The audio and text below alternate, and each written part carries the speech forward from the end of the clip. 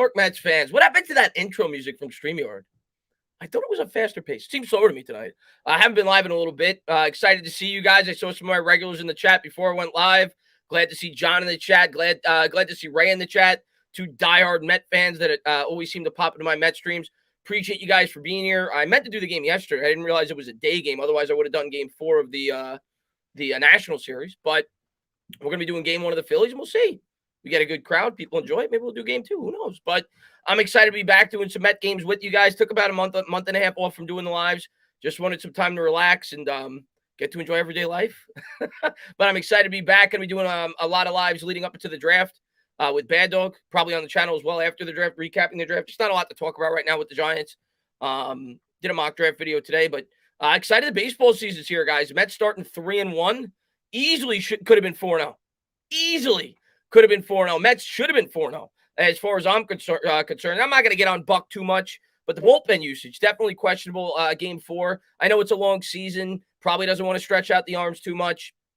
Didn't love his bullpen usage in game 4. It is what it is. You move on. We took 3 out of 4 on the road, and we'll see how Walker does tonight. Walker, of course, last year actually had a really encouraging first half of the season. If you remember, Taijuan Walker was coming off the injury and pitched great the first half of the season. And then the second half, he just fell off the map. So we'll see how he does tonight. He's going up against a very challenging Phillies lineup. But I'm excited to see how it plays out. It's going to be a fun season for the Mets, man. Super excited about so many of the new players that we brought in, whether it be Canha, who's been fantastic. That guy makes solid contact every time he comes up. Starling Marte's been fantastic. So I'm really excited about this Mets team. I hope you guys are as well. And thank you guys for being here. Let me say hello to a couple people in the chat. Family Mike in the chat. Buxo in the chat. Pack right in the chat. JJ in the chat. Alien in the chat. What's going on, my man? JJ, John Talento, VCJ in the chat. Tuto. Cano's been a pleasant surprise as well. Tuto, my man, what's going on, man? Salute day, Dana. Drop by my office to pay our proper respect for all the Giants fans across the world. Slap all the stinky boys that loses out the door. Forget about it. Good to see you, my man. What's going on, PJ? Let me get some order in my system. Is they're showing some old school Mets highlights before the game. Game's about to start. It was a 6:45 start. Generally, it's a 7:10 start. So that's why I started at 6:40. I was eating dinner. Otherwise, I probably would have been on at about 6:30. Let's quickly go over the starting lineups for this game, by the way. Let me do a better job sharing the screen. These are the starting lineups for the Mets and the Philadelphia Phillies. Let's read that for you guys real quick. For the Mets, it'll be Brandon Nimmo leading off.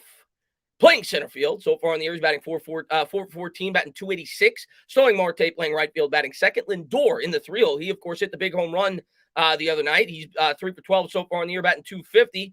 Polar Bear Pete's got that grand slam early this season. He's batting 222. Escobar's been a nice hitter as well. The New York Mets had a batting 273. J.D. Davis getting the start tonight in the designated hitter role. You got Mark Canha, who, like I said, has been fantastic. He's batting 700. Guillermo getting the start tonight at second base. Good glove there. McCann behind the plate. For the Phillies, it'll be Kyle Schwarber, who always seems to kill the New York Mets. Was really upset when they got him. JT Realmuto, the catcher. Bryce Harper. Castellanos in the cleanup spot. Rhys Hoskins, Didi Gregorius, Juan Segura, Alex Bohm, and Vierling. The center fielder will be batting 9th. So those are the starting lineups. Walker will be on the hill for the Mets. Suarez for the Phillies. I expect a lot of runs tonight, so I'm excited to see how it plays out, though. It should be a fun game. And NY Giants 26, man, thank you for being a member. He says, what's up, Chris? Glad you're back. Draft is upon us. Hopefully your Mets win. Probably don't want to talk Giants. But here's Mel's mock. Gave us the Giants. I'll have to take a look at that.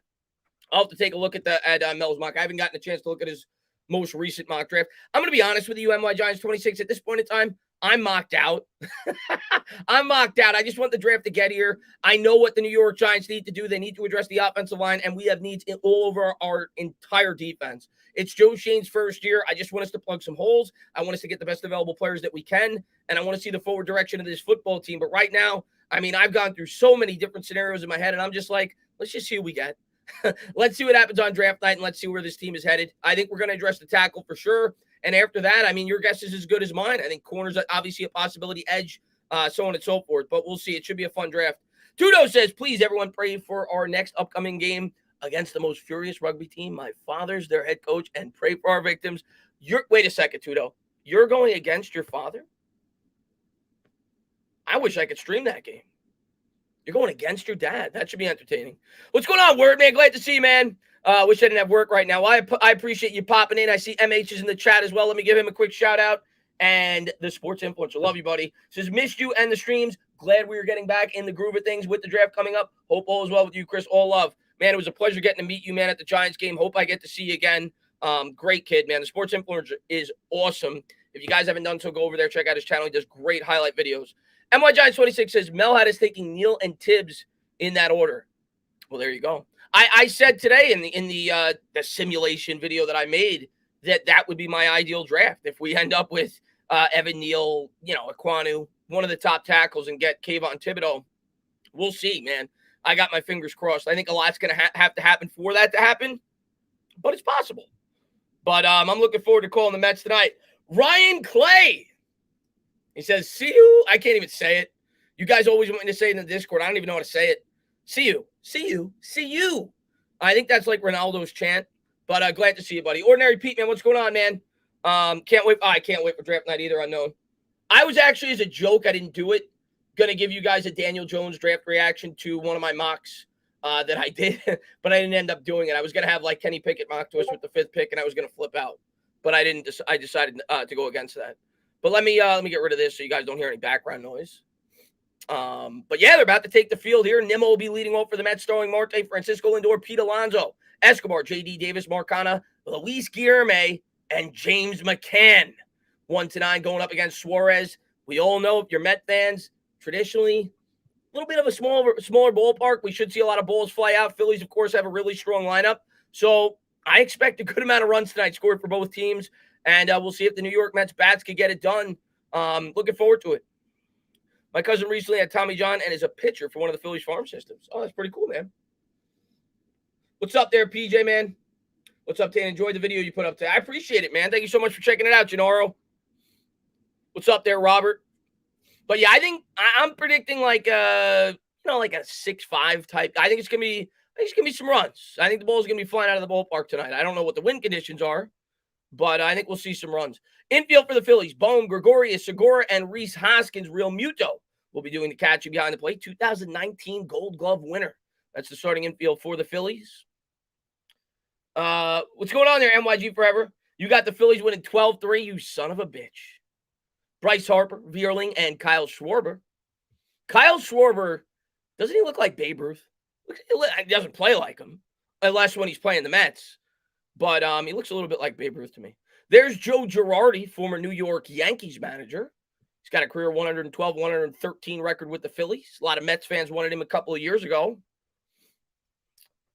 Could you do some Knicks offseason vid? PJ, during free agency and the draft, I can tell you right now the guy I want for the Knicks in the draft. I'll tell you right now. I want that guy from Kansas. I don't know what the Knicks content creators are saying. I haven't been keeping up with it.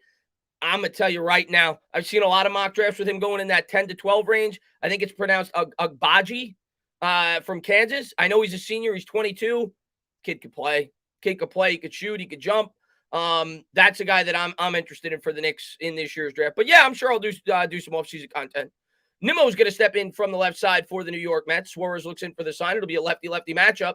Here's the first pitch. Fastball in the outside corner. 0-1, 93 on the gun. Phillies lineup is legit, JJ. It'll be an 0-1 here for Nimmo. Nimmo always takes the first pitch. And there's a slider loop the other way, and the Mets got a leadoff single. There you go, Nimmo. You never have to worry about Nimmo hustling. He can walk. It don't matter. He is running the first base.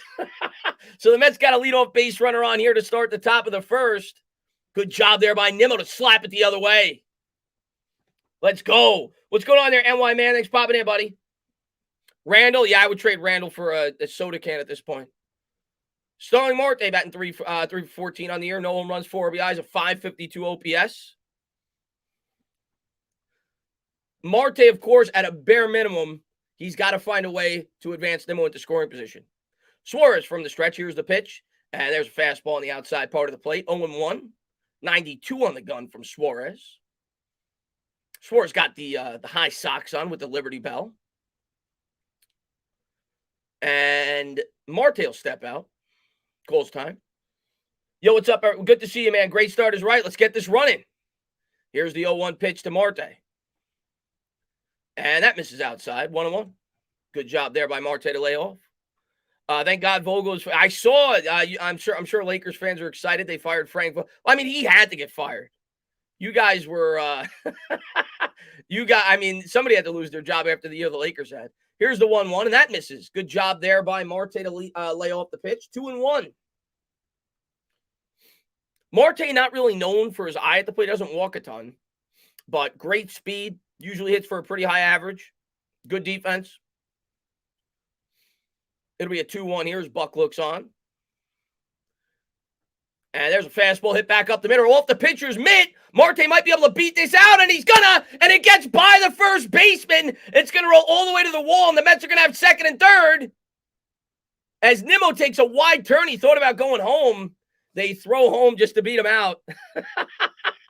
Good start to this game for the Mets. I don't care if it was a 30-foot ground ball back to the pitcher, whatever it was. The Mets got something cooking here in the first. Second and third, nobody out. And Tuto, stand up. My man. What's going on, Tuto, man? Glad that you joined, buddy. But good job there by Marte to hustle it out of the box. Phillies elite defense back at it again. Gabe, I don't care. Listen, they can make 20 errors tonight. I don't care. Just win the game. We're in Philly. What's up there, Stevie Mac, man? Glad to see you, man. Hey, Chris, long-time follower, first-time caller. Want to know your thoughts on the Yankees dominant? Oh, God. Good to see you, Jake. And Marte is going to lead from second and third. Nobody out here. Lindor steps in from the right side. He takes a fastball upstairs for a ball, 1-0.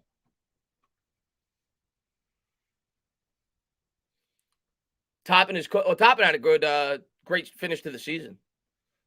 Lindor 3 for 12 on the year. He's got a home run. Here's the 1-0. And the fastball misses downstairs. 2-0.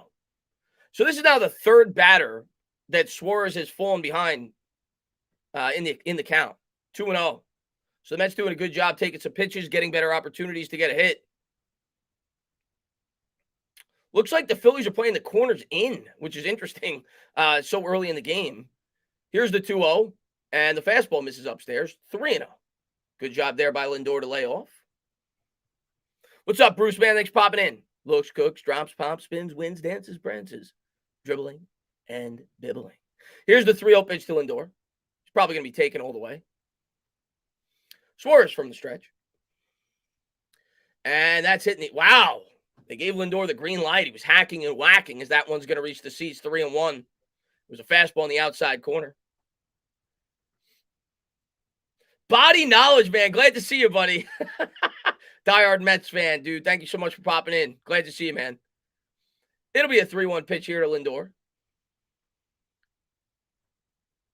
And there's a fastball. Took a good, healthy cut at that. That'll reach the seats. That'll go about 6 rows deep. It'll be a full count. Nobody out, second and third here for the Mets. Top of the first. I forgot to pull up the scoreboard. So there you go. There's the scoreboard. Hacking and whacking is never a gooder. Here's the payoff pitch to Lindor. Suarez looks in for the sign. Marte takes a good lead from second. And that's it on the ground. And, oh, man, they're not going to score here. He looks the runner back to third. He flips to first. That's one down. Mets got to at least get a run. Second and third, nobody out to start the inning, but Lindor grounds out to third. Good job there by Bohm to look the runner back. Not the best of starts there.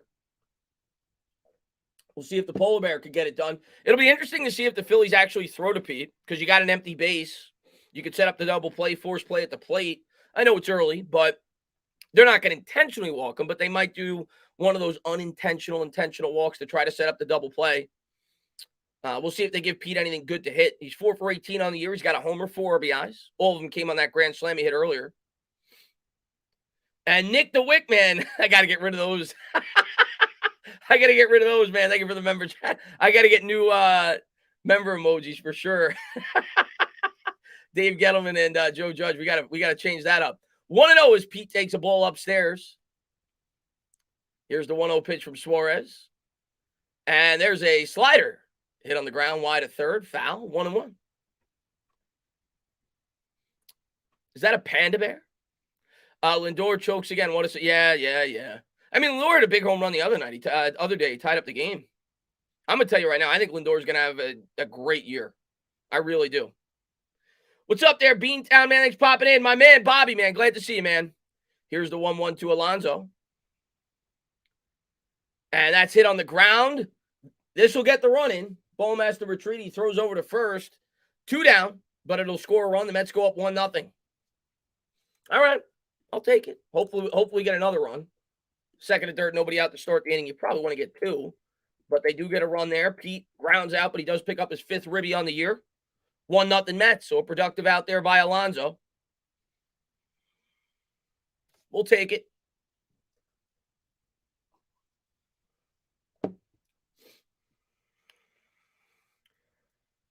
Still funny that there's a team called the Padres, which means that is true.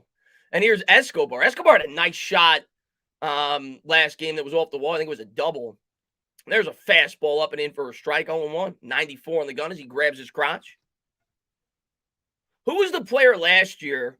It was McCann. It was McCann. McCann grabs his crotch like 8 times every time he comes up to the plate. But Mike, man, thank you for being a member, buddy. I'm going to read that 1 second. And there's the fastball. It jams Escobar. That'll reach the seats. 0-2. Mike says, what's up, Entertainer? How you doing, bro? I'm excited for the draft. A great video today. I want tackles at 5 and either Sauce or Thibodeau at 7. You're speaking my language, man. I think that's what a lot of Giants fans want. Yeah, JJ, I want 2, man. It'd be nice to see Escobar pick up a 2-out RBI here. 0-2. Suarez from the set. And he belts it the other way, but that's going to reach the seats. Good contact. Suarez already at 19. This will be his 19th pitch. So they got a decent pitch count on him so far. But we want another run here, Mets fans. Phillies don't have the best of bullpens. How about the Killer Licorice for a team name? Here's the 0-2 to Escobar. And there's a fastball. That's flying the other way. Base hit. A huge 2-out RBI there by Escobar. He tried it twice. The first time it was foul. He goes with the pitch for a second time, and he lines a single down the first base line. Mets lead 2-0. Clutch 2-out RBI there by Escobar. Let's go. I like this guy. 2-0 Mets. Read that real quick. V-Man says, thoughts on the DH. Also, who do you want to replace Tibbs? I think Tibbs is going to be back next year. I don't think he's going to be replaced. I honestly do. I think Tibbs will be back, especially with the way that the team competed down the stretch. I don't necessarily love all his rotations, and I think he took too long to let the younger players develop. But I think Tibbs will be back next year. As far as the DH goes, I think it was inevitable. I was always like a traditional fan. I'm a National League fan. Obviously, I'm a Met fan. I'll speak on that more in a second. Here's the first pitch to Davis. That misses outside. I was always a National League fan, so I was always opposed to the idea of adopting the designated hitter in the National League. But over the last 2 or 3 years, I've accepted that it's going to happen, and it makes the game more exciting. So I understand it, right? Because nobody wants to see the pitcher hit, but at the same time, I think it takes away the strategy of the game. It was something that I always liked about National League Baseball. Here's the 1-0, and the fastball misses upstairs, 2-0. No longer you're going to have the double switch. No longer you're going to, the sacrifice bunt, so on and so forth.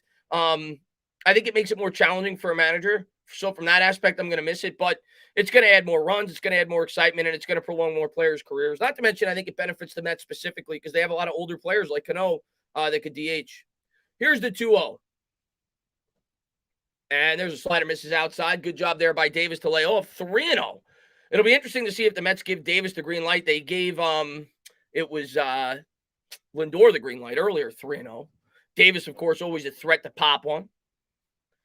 And Gabe, my man, says, hey, Chris, next run the Mets score, yell.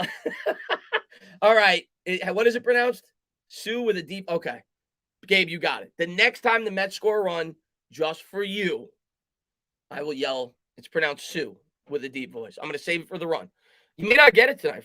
Sometimes we know the Mets offense goes dormant, but hopefully I get to say that a few times tonight. 3-1 as he takes a strike on the outside corner. 3-1. This will be the 24th pitch of the inning. So if nothing else, the Mets definitely drove up the pitch count. Here's the 3-1 pitch to Davis. And, nice pitch there. I think it was a changeup. He got Davis out in front. Full count.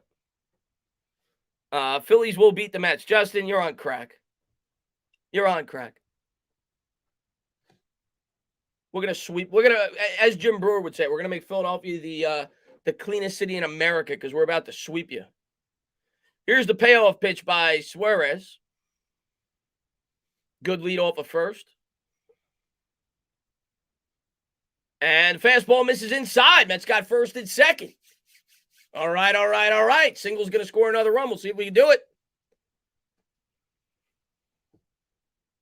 Yohan Santana, foul ball, no-hitter. What are you talking about? Well, Yohan Santana technically shouldn't have had a no-hitter. He also technically shouldn't have been pitching. I think he threw like 135 pitches in that game, and it ruined his career. So it was fun in the moment that the Mets got their first no-hitter, but probably wasn't worth the due to what happened in the rest of his career because of it. I love Yohan Santana, one of my favorite Mets. Yeah, he's already had 25 pitches. JJ says, good eye. And somebody said we need a gapper. You got the right guy up. I'm going to tell you what, so far on the season, the guy that's impressed me the most is him. Mark Canha so far this year is 7 for 10. Every time the guy comes up, he's making solid contact. And he's got a great eye at the plate. He takes a lot of pitches. So 2 outs, runner on first and second. Here's the first pitch. And, ooh, the umpire gave Suarez a call there. That looked a little bit low.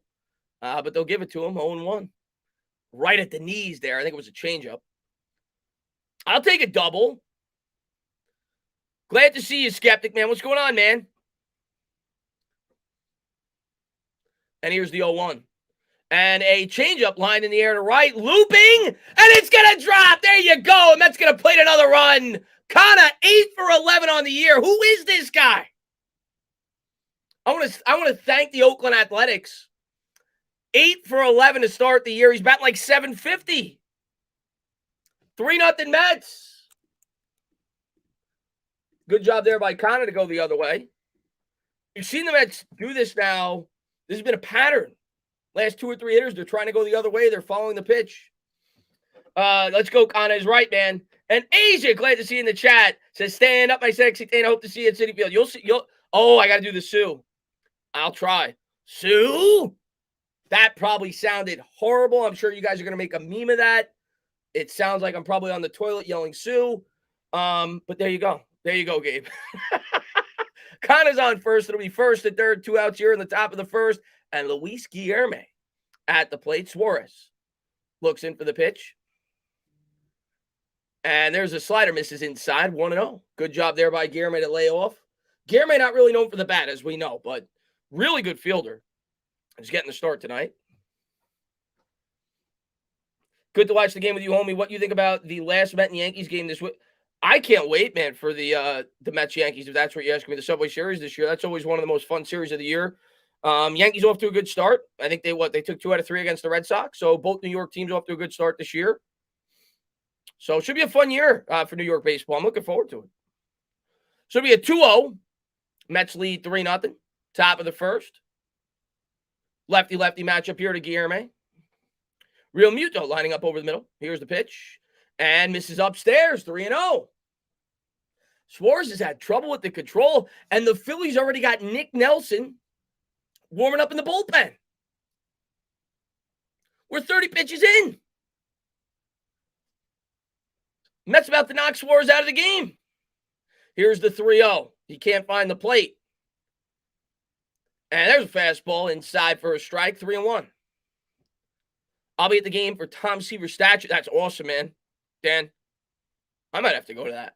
That's awesome. Isn't Keith getting his number retired this year, right? I think Keith's getting his number retired. I heard that the other night. That'd be a cool game to go to, even though I didn't really get to appreciate Keith. I was at Mike Piazza's retirement number. Here's the 3-1. There's a fastball over the middle, 3-2. Guillerme takes it right down the middle. Lowest ERA last season was Suarez. He had a 1.36 last year. Minimum 100 innings pitched. What's going on? Good to see you, Aiden, man. Here's the 3-2. And that's looped the other way by Guillerme. Down the line. Oh, I thought it would be a double down the line. Nice catch there by the Phillies. That'll end the inning. That was Schwarber, who we all know as Mets fans from the NLCS in 2015, is not the most sure-handed outfielder.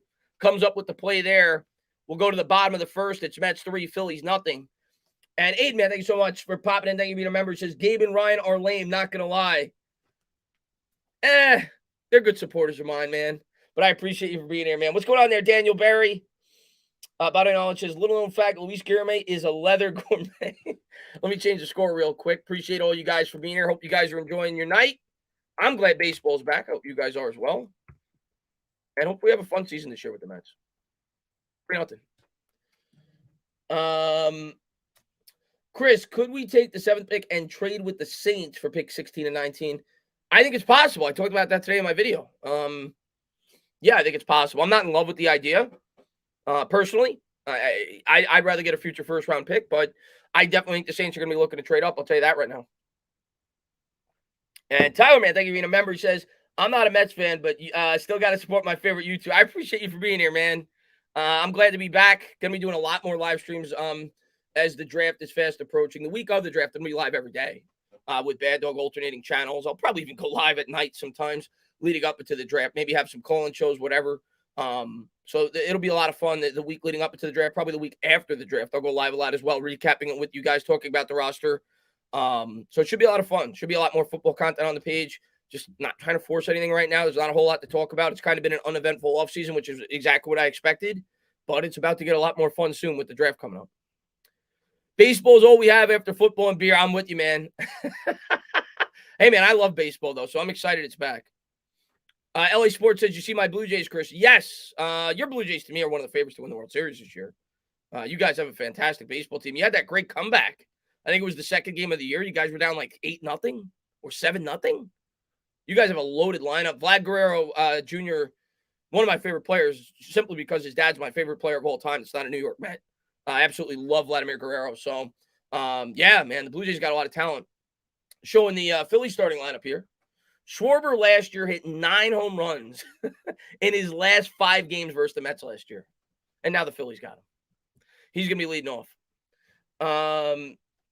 No, not this. This is the 5th game of the year for the Mets. Walker coming in last year, he threw to a 4.47 ERA for the Mets. Had a much better first half, though, if you recall. He had a much better first half. Here's the first pitch to Schwarber, and that misses inside. 1-0. Off-speed pitch there. Zahai, man, what's going on, man? What's going on, my man? Actually went to the New York Yankees game last night. It was a great atmosphere. Hope all is well, bro. On the board, who you got, Stingley or Gardner? Oh, man. First off, I'm glad that you enjoyed the game. My brother was actually at that game as well. He and his wife are huge Yankee fans, so that's cool. You get to go to a Yankees-Red Sox game. Just going to call this pitch, and then I'll speak on the question. Here's the 1-1, and the changeup misses downstairs in the dirt, 2-1. I would go with Gardner. I think he fits the scheme better. The other thing I worry about is the injuries. Obviously, with Stingley, people worry about the potential injury history, but to me, Gardner fits the scheme better. That's what everybody says. He's a man press cover corner. I think I'd go with him. I mean, if they take Stingley, I'll be fine with it, but I think most Giant fans would tell you they want Sauce if we're going corner. I don't know if we're trading James Bradbury at this point. We'll see. Whether they cut him or trade him. But if they don't, they may not be even going corner in the first round. Mets got the shift on here. It'll be a 3-1 to Schwarber. And there's a change up in there for a strike. 3-2. Full count. It was cold? Yeah, man. Yeah, I'm sure it was, man. Here's the 3-2. Swung on and missed. Got him out in front with the changeup. Good pitch there by Walker. 1 up, 1 down. Schwarber, take a seat. Showing the Mets starting infield, McCann, Escobar, Lindor, Guillorme, and Pete Alonso. Lindor's a 2-time Gold Glover. He starts his 10-year contract extension this year with the Mets, where I think he makes like $13 million per plate appearance. Something ridiculous. In the outfield, it'll be Canha, Brandon Nimmo, Starling Marte, a 2-time Gold Glove winner in right field. How did the Mets score? A lot of base hits. And, a couple of fielder's choices, but a lot of base hits. And there's a fastball in there for a strike. 0-1, 93 on the gun. Real Muto, and probably the best catcher in baseball. If not, he's certainly up there. Really athletic catcher. Great bat. Great behind the plate. Here's the 0-1. And, that looked like it may have grazed the inside corner. I'm calls it a ball. 1-1. Canha and Escobar got RBI. So did Pete. Pete got a fielder's choice RBI. Here's the 1-1 from Walker. And got him to chase the slide. Might have been a curveball, actually, out of the zone. 1-2. Good late break on that. Nice pitch there by Walker. 1-2.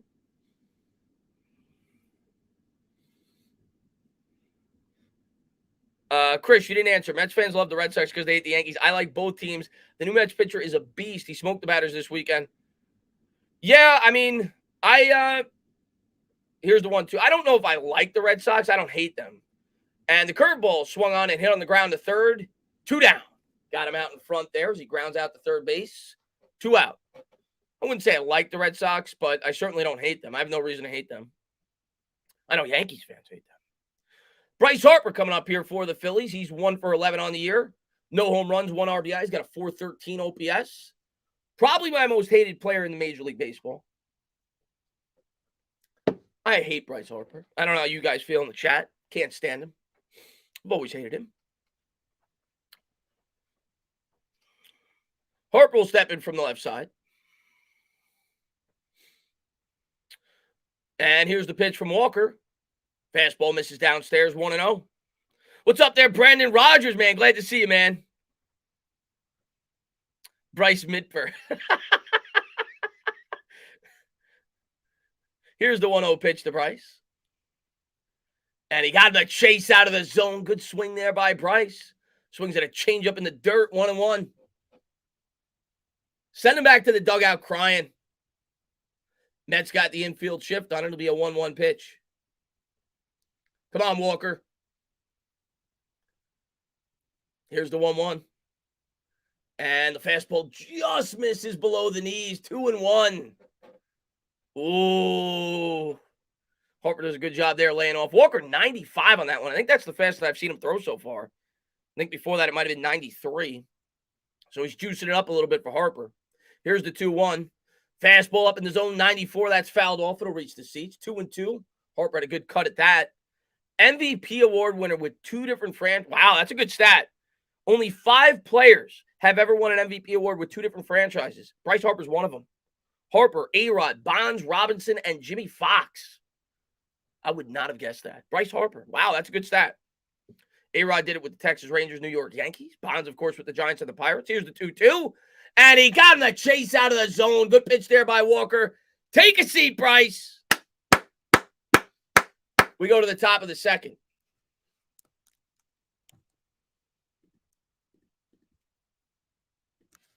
Forgot to change to the bottom of the second last time. Let's see. Good velo. Yeah, man, he's throwing hard, man. Sit down, Harper, Dan says. Let's go. Yeah, he's got good late break on that pitch tonight, JJ. I'm going to tell you what, man. I think Walker's going to start off good. He started off good last year, and then he kind of hit the wall because he was coming off the injury. So hopefully this year he's more recovered, and he has a good year for the Mets. I think he could. I think a lot of people are writing him off. I think Walker could be a good pitcher for the Mets this year. No, I didn't stop watching him, Charles. I just wanted to take a break from just going live on YouTube in general. I still watched them. Down the stretch. I mean, obviously my heart wasn't in it. Down the stretch, they were completely out of it. But yeah, I still watched them. Tino, what do you think about the new signal system? What was for dinner? I had pasta for dinner. I like the way you're talking. I like the way you're listening. I don't even know how you're listening, but I'm envisioning the way you're listening, Pete, and I like it. I picture you with your ear up against your speaker on your phone.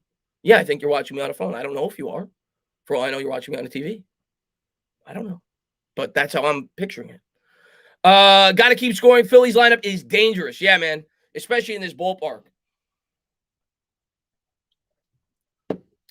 I'm personally really happy with our Mets this season.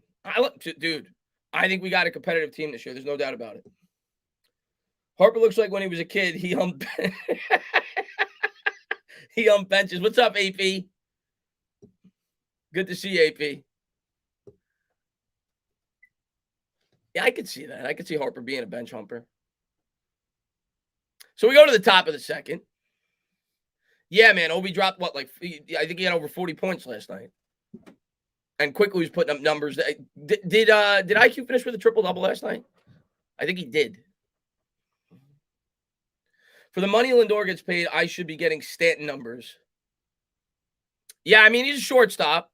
So you got to factor that in. His defense at the position. But He's got to have a good year this year. Here's the pitch to McCann. He lays off for a ball. Suarez has had trouble finding the strike zone so far. 1-0. 34 pitches deep here. His first batter here in the second. Here's the 1-0 to McCann. And that's roped on the ground, foul. 1-1. 93-mile-an-hour fastball on the inside part of the plate. McCann on the year 1 for 6 with a ribby.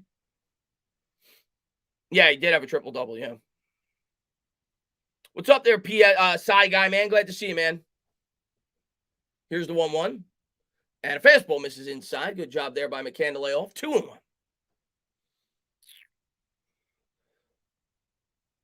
And it looks like, I think that's Bohm is eating his glove at third base.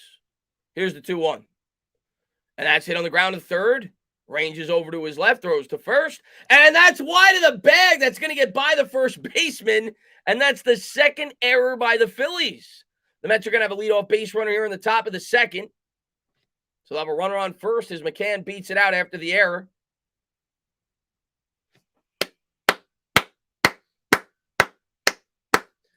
Man, this Philadelphia Phillies defense is a treat. Sailed that throw. That throw looked like a Colt McCoy pass. He sailed that 3 feet over the first baseman's head. So that'll be an E5. Mets have a leadoff base runner.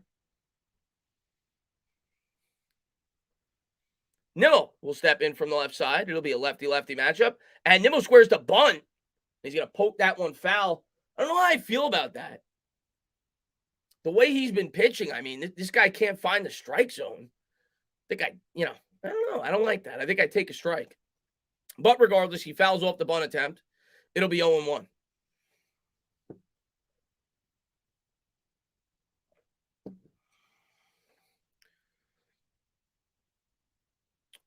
And he's going to try to bunt again.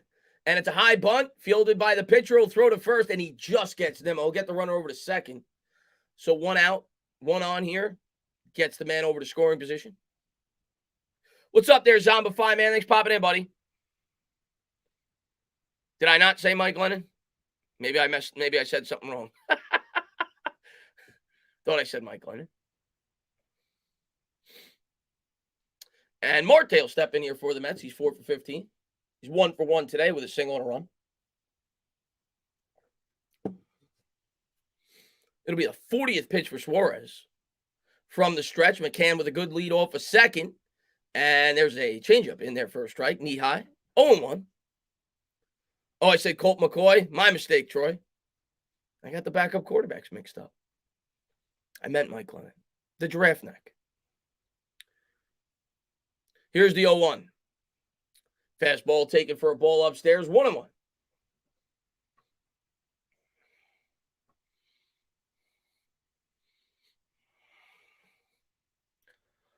Lindor might play defense, but defense ain't worth 300. Oh, he's got a hit too. I'm not denying that. Here's the 1-1. And a good cut there by Marte. That'll reach the seats. 1-2. For me, I mean, I need 30-plus home runs. I need Gold Glove defense, 30-plus home runs. If Lindor gives me that, I'll be happy. But I need it. I need Gold Glove defense and 30-plus home runs. Here's the 1-2 pitch to Marte. McCann leads from second. Suarez from the stretch. Here's the pitch. And that ball looked like it bounced before it got to the plate. Marte somehow got his bat on it. But it'll be a ground out to third as he looks to runner back to second. So the runner does not advance. 2 outs here in the top of the second.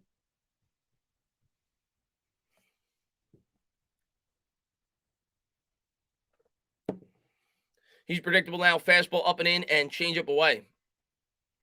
McCann is paid for defense and communication with the pitching staff.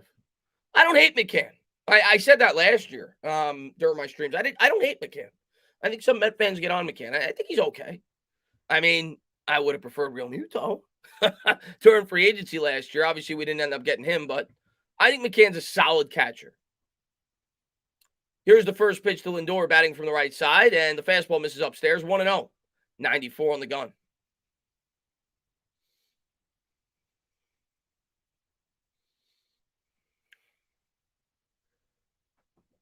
Here's the 1-0 pitch from Suarez. And another fastball misses upstairs. Suarez continues to have control issues. 2-0. here in the top of the second. It'll be the 46th pitch of the night. I don't want Westbrook. I want nothing to do with Westbrook. I don't know. I don't get the fascination people have with Russell Westbrook. I don't get it. He's fun. He puts up stats. He's a great player. He's a great talent. Look what he did with the Lakers. Why would I want him? Here's the 2-0. And there's a chopper on the ground is short. Fielded cleanly by Bohm. We'll throw over to first, and that'll do it. We'll go to the bottom of the second. 3-0 Mets. I don't think Westbrook's going to help with the development of any of our younger players. He's a ball-dominant player. He's a guy that's going to get his stats. I want nothing to do with him. Bottom of the second. Mets 3. Phillies nothing. Phillies coming up.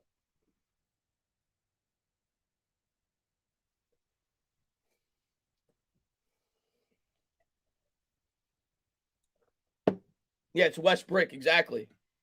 Tana, when did you think Alvarez would be ready?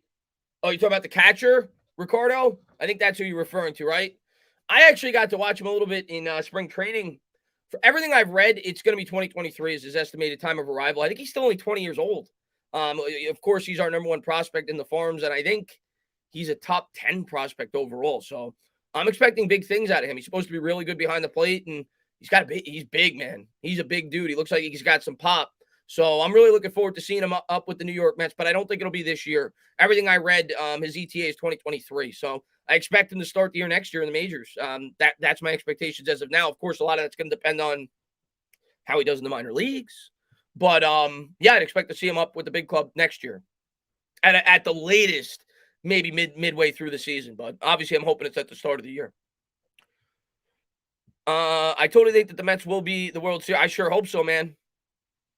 If we can knock around Suarez in the third, that would be nice to force Philly to deplete their bullpen going into the set. That's a great call by you, fan with the mic. Anytime early in the series, you could get into a team's bullpen early on, which we're going to do. He's already at 50 pitches. That's a plus. Bohm is as bad on defense as Randall is. Alvarez is built like a tank. The guy, I know. I saw him during spring training, man. That guy is built. He definitely does not look like a baby. Let's put it that way.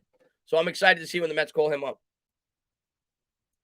And it'll be nice that we have the DH now, right? Because catchers traditionally break down quicker. But now with the designated hitter, hopefully that helps prolong his career a bit. You know, you think back to Mike Piazza. Had we had a DH back then, Piazza probably could have given us 2 or 3 more great years. So it'll be nice. Hopefully he comes up and he's with the Mets for a long time. He's definitely the guy I'm most looking forward to in the farm system right now, you know, next year.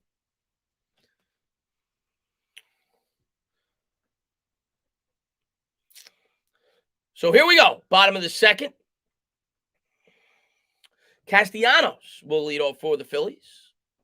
Here's the pitch from Walker. And there's a fastball right down the middle taken for a strike, 0-1. You think he'll be the number one prospect in baseball? He might. I mean, I don't know. I mean, last I checked, he was like 10. That was, I think, before the season started. Here's the 0-1. There's a fastball on the outside part of the plate, 0-2. Castellanos on the year, 2 for 12. He's got a home run, 3 RBI, 667 OPS.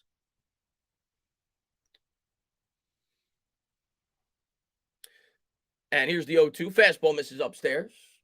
That was a waste pitch. I think Walker was trying to change the eye level there, so I expect him probably to come down low now. Threw that ball about eye level. He's probably going to come down to the knees. We'll see. Here's the 1-2. And that's exactly what he does with a curveball. Knee high on the outside corner. That's fouled off down the third base line.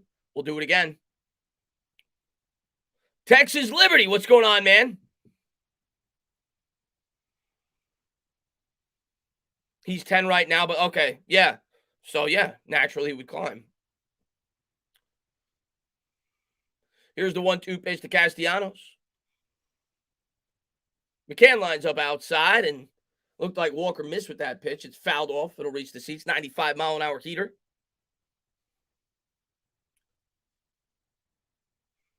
Good to see you, Liberty, man.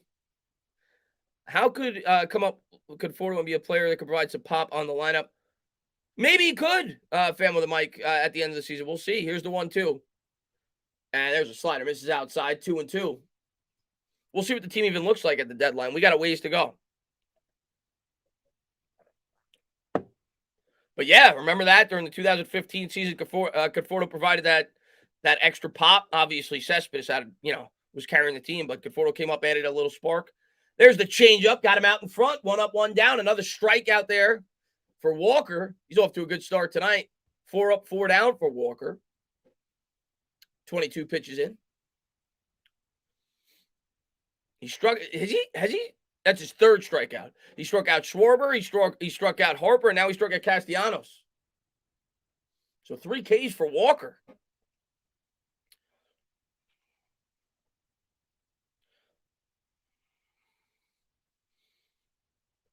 And here's the pitch. Fastball misses downstairs. 1-0. J-Dog says, Chris, no one streams the second best team in New York as good as you. Well, J-Dog, in basketball, there's only one New York team. You got the New Jersey Nets. You got the New York Knicks. So I stream the first best. There's a fastball swung on a miss. 1-1. Chases that out of the zone. In baseball, we'll see. Everybody just assumes the Yankees are going to be the best. I don't know about that. What does the chat think? I don't know about that this year. I don't know. Maybe it's my Met muscles talking. Here's the 1-1. There's a slider on the outside corner, 1-2. Good pitch there by Walker. Yeah, Walker's got good late break on his pitches.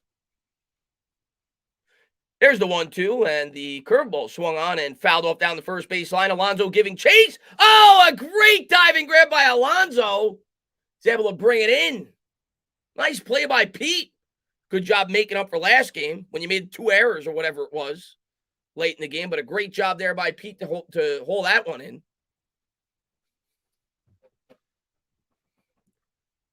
Term says the Knicks will be, let's go, Term. I love it. Let's go.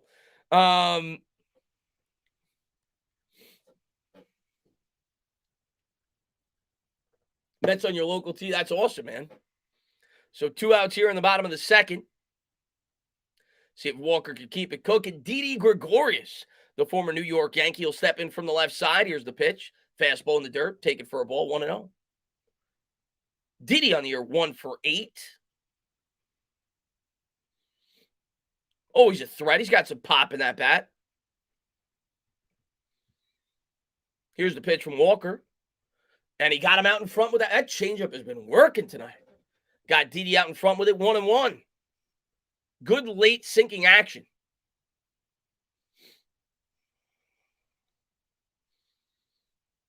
See what they go with here. They go with the same pitch, and he gets him out in front again. This time it grazes the outside part of the plate, 1-2. So what does he come with here? Walker goes with 2 straight changeups. Get some giddy up on this pitch. Maybe a little fastball up and in. It'll be a 1-2.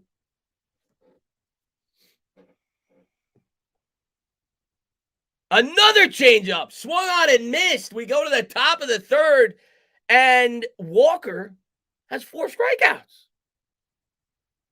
All right. Or 5 strikeouts, maybe. I think it's 4. Good job by Walker. 3 straight. Oh, splitters. My mistake. Splitter, JJ. Same pitch 3 times in a row.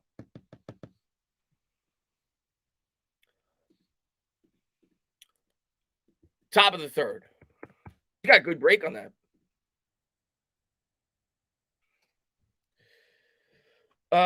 Walker looking solid without the sticky stuff, Gabe says. Walker looks good. It had nothing to do with the sticky stuff last year. It had everything to do with the fact he was recovering from an injury. And, he wasn't accustomed to pitching a full season. So he broke down there after about 100 innings. Rotation is looking good. Imagine if we had DeGrom as well. Yeah, that's unfortunate. Hopefully we get DeGrom back at midseason, but I'm not going to bank on that. Obviously I hope he is back, but I don't think the Mets could bank on that. I don't think we could expect that at this point. The guy gets hurt way too often. But I think we could get by for now. I'm not saying we don't need to add arm potentially at the deadline, but if DeGrom's not, 100%, but I think this rotation could certainly get by for the first half of the season. I think it's a pretty damn good rotation even without him. Did you see Chris Bassett? Chris Bassett looked phenomenal. Chris Bassett looked great. Max Scherzer, he's going to bring the goods. So, I don't know about you guys. I like McGill, and he looked damn good his first start. So, Carrasco looked encouraging too his first time out. So, we'll see, man. But I think we can get by with this rotation. Will Comics stand up? New member, man. Thank you so much, man. I appreciate it. I don't know when DeGrom's going to retire. They said it's going to be a month before he could even throw. So, some fans may hear that and they'll say, oh, he could be back in a month. No, that means he can't even literally throw a baseball for a month.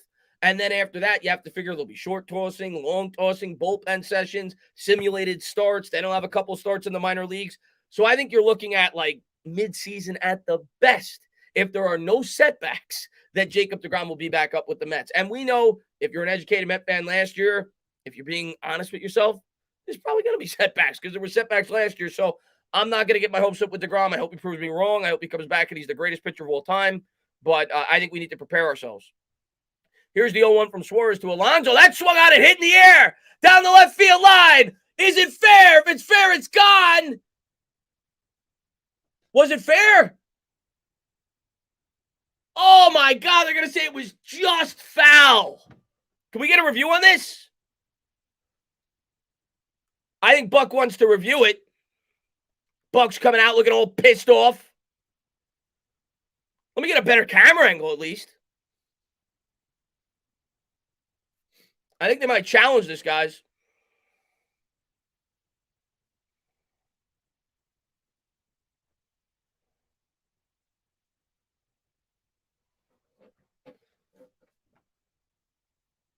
I can't even see the ball. Oh, there it is. It's foul. I think it's foul. I mean, from that angle, it's foul, but it's hard to tell. Yeah. Oh no. Now it's obviously foul. It was foul. It was close. Actually, I don't know, because the angle. I don't know. Depending on the angle, we'll see what they call, guys.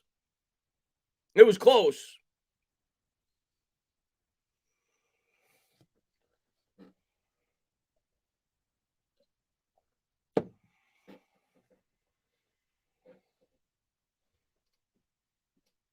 Yeah, it was hit so far you can't tell is right, Joe. Even if it's like potentially fair, I don't think they're going to overturn it because I don't think it's indisputable.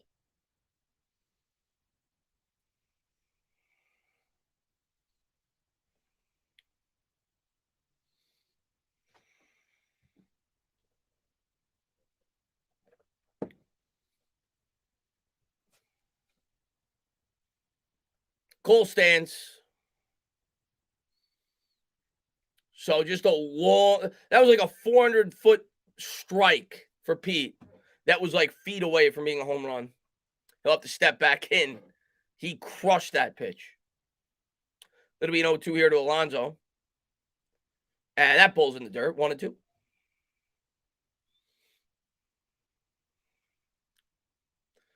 Alonso's got an RBI tonight. He's 0 for 1. It was a fielder's choice down the third base line. Here's the 1-2. And there's ground ball to third. Bohm will grab it backhanded, throws over to first. Oh, he pulled the first baseman off the bag. But Hoskins was able to tag Pete as he was running by. 1 up, 1 down here in the top of the third. Why is Pete standing on the base? Does he think he was safe? I think Pete thinks he was safe. Let's take a look at the replay. He didn't tag him. It said 1 out on the screen. He didn't tag Pete.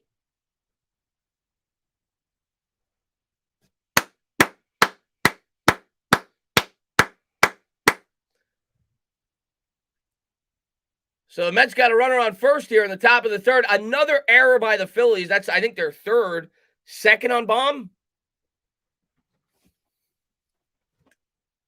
And I think they're reviewing this, but he's going to be safe, guys. Plenty of bloopers for the Phillies tonight. That's right, Alien. He's safe all the way. Let's go. Good. You know what? This is why you always hustle no matter what. You love to see that from Alonso. A lot of times you'll see superstar players, they won't break it out of the box. That's why you do it, especially when you're going up against a team like the Phillies, who don't know their ass from their elbow in terms of when playing defense. So Mets will have a runner on here after the error, and they're going to rule Pete safe as Hoskins misses the tag. That's the third error on Bohm. Let's go. showing Gary and Keith in the broadcast booth. I guess there's no Ron tonight. The best broadcasting team in baseball. I say it all the time. I don't know if you guys got an opportunity to watch the Apple game when the Mets were on Apple TV. You guys let me know if you watched it. I don't know if that was the worst play-by-play I've ever listened to in my entire life, or I'm so spoiled by Gary, Keith, and Ron. It was probably in the middle, but it was awful, in my opinion at least, as Escobar takes a ball off the outside corner 1-0. I literally felt like I was listening to like kindergartners talk about baseball. It's horrible. 1-0. Runner on first, nobody out here in the top of the third. Here's the pitch to Escobar. And there's a fastball hitting the air to first base. Hoskins backtracks. He'll bring it in. 1 down.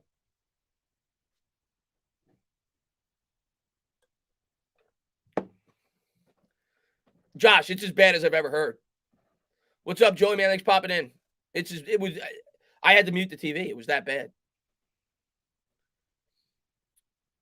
They're doing bobble nights for Gary Keith. That's awesome, man. I'll have to check that out. 18 errors since the start of the 2021 season for Alex Bohm, most among National League third basemen. 3 tonight. It'll be the 53rd pitch here for Suarez. Runner on first, 1 out here in the top of the third as J.D. Davis steps in. Here's the first pitch.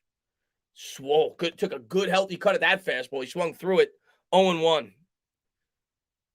What's going on, Omni Nations, man? Glad to see you. Yeah, man. I'll try to do these. I meant to do the fourth game of the National Series. I thought it was a night game. So by the time I found out it was a day game, I'm like, I'll just do this game. Here's the 0-1. J.D. Davis swings through the fastball upstairs. 0-2. And Wolves, man, thank you so much. Gary, Keith, and Ron are the best in sport. I agree. I think Mets fans are spoiled. I think once they retire, which hopefully they never do, but once they retire, man, you're going to see a big difference. They are absolutely fantastic. So 1 out, one on here in the top of the third. It'll be an 0-2 to Davis.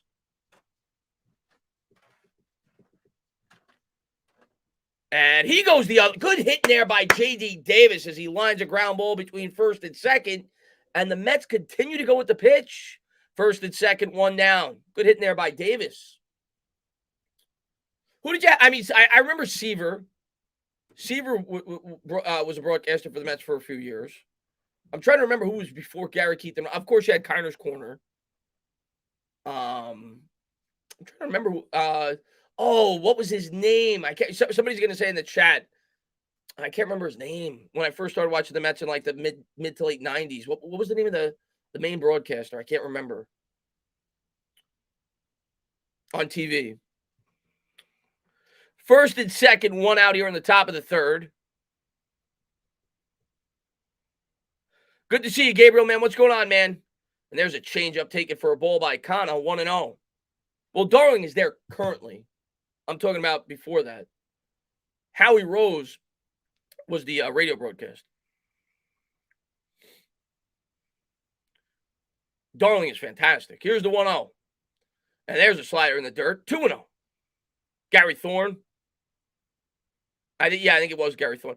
I'll tell you what, man. Ron Darling, to me, is the best play-by-play guy in all of baseball. Like, he'll do the playoff games, too. He's amazing. And the Mets are getting Peterson warmed up. Why? Walker's throwing 2 innings. Here's the 2-0. As Canha swings through the changeup, 2-1. I don't know if that's just part of his routine. Sometimes you'll see that during a game. Pitchers will be, throwing a couple of pitches for the routine, or if they're actually warming him up to go into the base to the game. Nick Nelson warming up again for the Phillies. 2-1. Here's the pitch to Canha, and that's in the dirt. Good eye there. 3-1.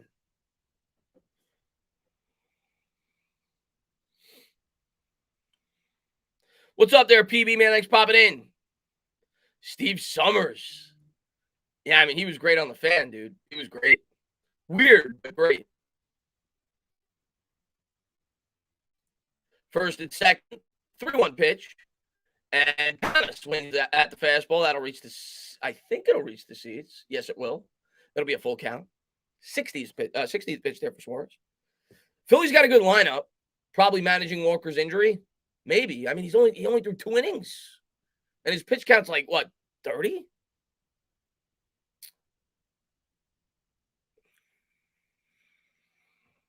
Early Super Bowl predictions. I'll give you my early Super Bowl predictions after the draft. But right now, I mean, the favorite's probably the Rams still in the NFC. Probably. Here's the 3-2. And good job there by Canha to fight it off. We'll do it again. Lines a curveball down the third baseline. 3-2. Like I said earlier, I think I heard the stat last night when I was watching the game, or yesterday rather, when I was watching the game. And I think Canha saw, if not the most pitches per at bat last year, it was among the most. So he's definitely a guy that sees a lot of pitches. And so far, I've been super impressed with him in a Mets uniform. Here's the 3-2. And that is belted but foul. Another good, healthy cut there by Canha, though. We'll do it again.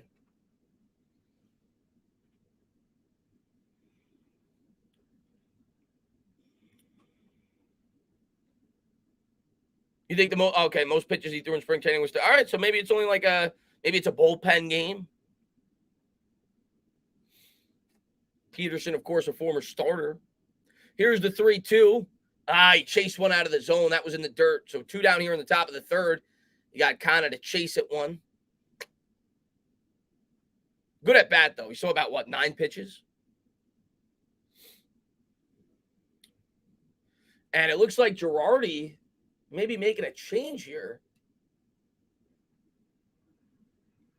So there you go. He does not even get through the third inning.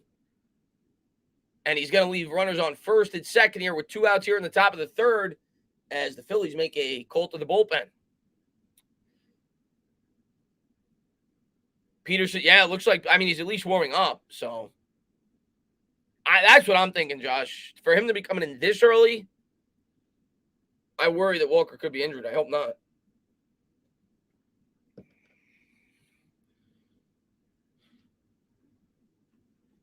'49ers Bills would be fun to watch. I like the '49ers next year. The only question, of course, is Lance. But I like the '49ers, and I like Lance. But, of course, he's unproven until we see him, play a 17-game season. Chris, what do you think about KT not showing up to work out? Some people say he's more focused on music than football. Yeah, listen, if you are overly critical about that, you get crucified by people that feel like you shouldn't be. And if you're not critical enough, other people are critical. Here's what I'll say. I don't think it's a good look. At the end of the day, if Kadarius Toney goes out there and produces this year, nobody's going to care. Much like Odell Beckham, right? Odell Beckham never showed up to voluntary, training camp, so on and so forth. But the guy produced. The guy was incredible his first 3 or 4 years in the league. So Giants fans didn't care. So if Toney goes out there and plays well, we're not going to care. But is it a good look? No, because I'm going to tell you what, if Kadarius Toney struggles his first 2 or 3 weeks this year, what do you think the story is going to be by the media? That's all they're going to harp on. Oh, he missed voluntary minicamp 2 years in a row. He had a brand new coach. He had a brand new scheme, and the guy's not showing up for voluntary. So I don't care how you want to slice it and dice it and say that, Kadarius Toney, it's voluntary. He's got a life. It's not a good look. You're a young player. Year 2 in the league. You got a new head coach. You got a new scheme. Am I going to go crazy? No, but it's not a good look. I don't like it personally.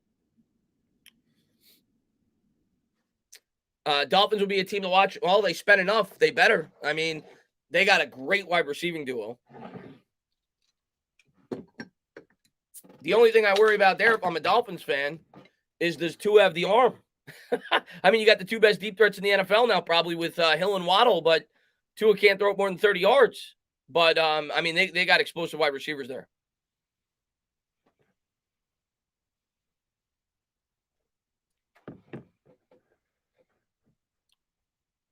So pitching change here for the Phillies.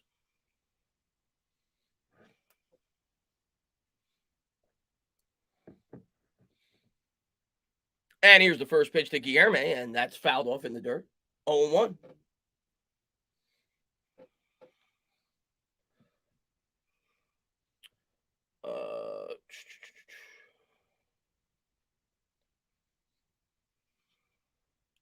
Showing Gregorius during the break was talking to Bohm.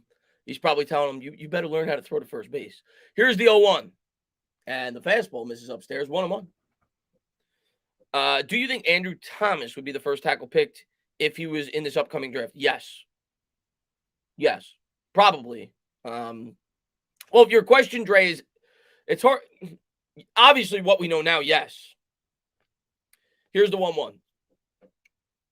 And the fastball, ooh, that was close. They called a strike 1 and 2. What we know now, obviously, right? He was performing at a near Pro Bowl level this year in the NFL. But even as a prospect, I think he'd be the first tackle off the board in this year's draft.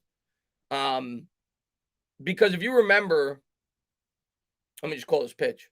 Here's the 1-2 to Guillerme. First and second, 2 out.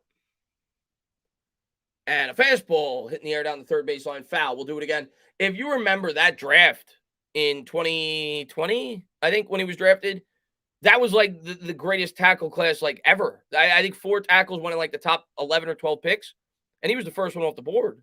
It was talked about being the most talented tackle class in like over 20 years. So, yeah, I do. I think Andrew Thomas would probably be the first tackle in this year's class. Here's the 1-2 pitch to Guillerme, and that misses inside. Now, this is a really strong tackle class, don't get me wrong, but I also think the fact that it's a weak quarterback class, you're going to see tackles go earlier than they may had they been in a different draft class. Here's the 2-2 to Guillerme. 2 out, 2 on. And that misses inside. 3 and 2. Good job there by Guillerme to lay off. That was why that year I was so adamant about taking a tackle, because I'm like, we need a left tackle. It's the richest tackle draft class in a long time. So that's why I was so adamant about them. Whether it was Wirfs, whether it was Thomas, Wills, whoever, they needed to take a tackle. Here's the payoff pitch to Guillerme. First and second, 2 out. And swung on and missed. He swings through the changeup. We'll go to the bottom of the third. 3-0 Mets.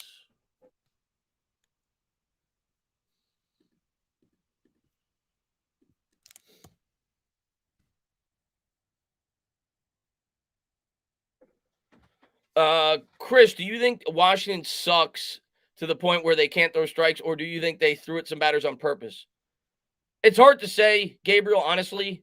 I was a little bit surprised, and don't think the Mets forgot about that, okay?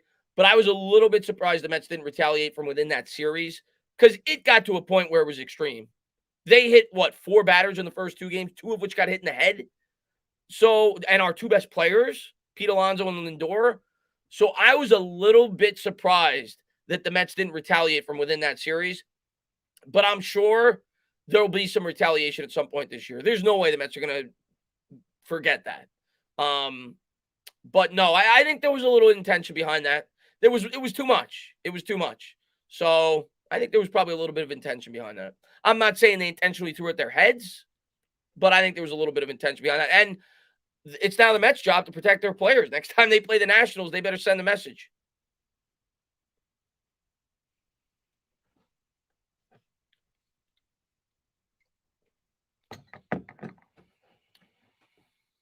Yeah, I hope Walker's okay too. Not good that he's coming out of the game. Maybe somebody could give me an update from something on Twitter. But that's not good. Obviously, the Mets are thin on the rotation, as is with the Grom hurt. I think it's just that Walker wasn't stretched out enough to pitch wise in spring. I hope that's what it is, JJ. Maybe that is all it is. That's what I hope it is. I didn't look into it before the game started, whether or not it was going to be like a short pitch count with Walker. So hopefully that's all it is. What's up, Mets, man? Thanks for popping in, buddy.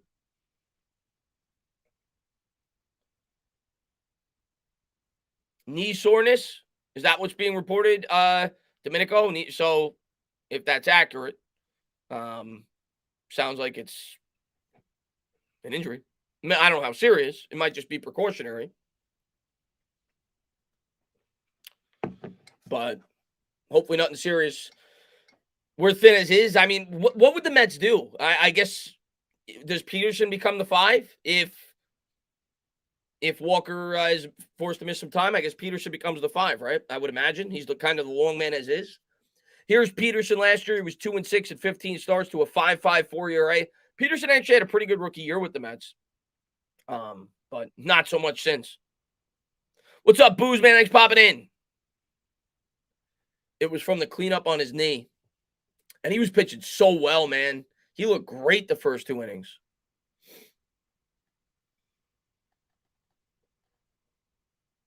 He looked great. He's still in the dugout. He's got his jacket on. I don't think it's too. I mean, I hope maybe I'm being optimistic. Now he's walking back to the clubhouse, so maybe he's getting looked at by the doctors. It might just be they're being cautious. I guess we'll probably find out more details over the next couple of days. What's up, Crimson Man? Glad to see you, man.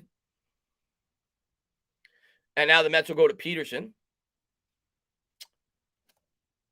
Got to get at least 3 innings out of Peterson now. And Segura, I think it is going to lead off here for the Phillies. It'll be a lefty-righty matchup. Here's the first pitch.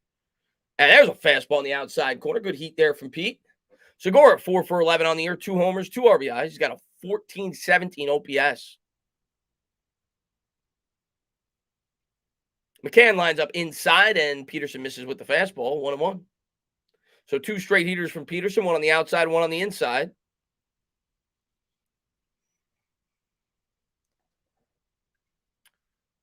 Segura will step in. And they go with pitch in the dirt there. Off-speed pitch, 2-1. Highest average versus single opponent. Segura, 385 since the start of the 2019 season against the Mets. Is the 3rd highest in baseball in terms of a player against any opponent in baseball since 2019. There's a fastball roped, and that average just went up as he hits a ground ball through the wickets. Well, not through the wickets. Through the hole, I should say. Between first and second. So they got a leadoff base runner on here in the bottom of the 3rd. Good hitting there by Segura. Goes with the fastball. See if Peterson can get out of trouble here. Mets could be in trouble.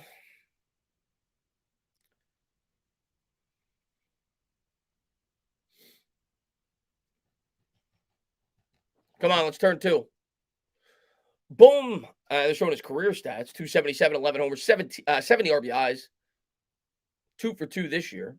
He's also got 3 errors in this game. Trying to make up for some of that here against the Mets. Here's Peterson from the stretch. And that's another pitch in the dirt. Peterson struggling to find control here.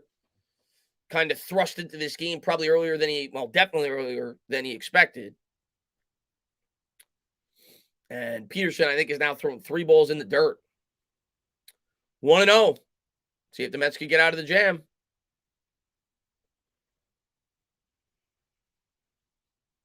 Here's the 1-0. Got him out in front with the off-speed pitch. 1-1. Good late break there. I think it was a curveball.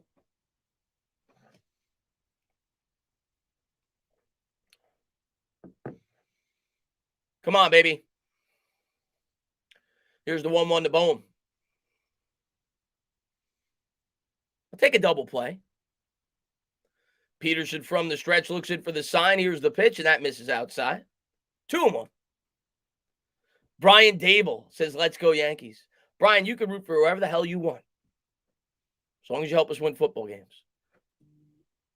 I don't care who you root for. You can root whoever the XFL team, you can root for them. I don't care. Here's the 2-1. And Peterson, he got him! Peterson with the pickoff! He caught Segura leaning towards second base in the quick move there by the lefty. And the Mets stealing out. All right. Little nifty pickoff move there by Peterson. Good tag by Alonso.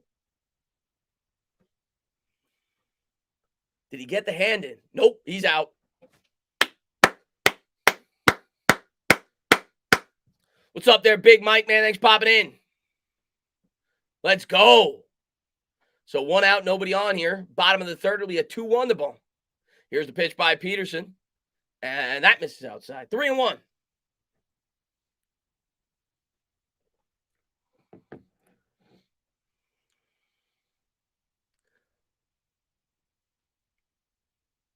Here's the 3-1, and that's in the dirt. Peterson continues to struggle. I mean, he has not looked good. Maybe the strategy for Peterson should be the way he's throwing. Just intentionally walk everybody and pick them off. So it'll be a runner on first, 1 out. We'll see if the Mets can steal another out.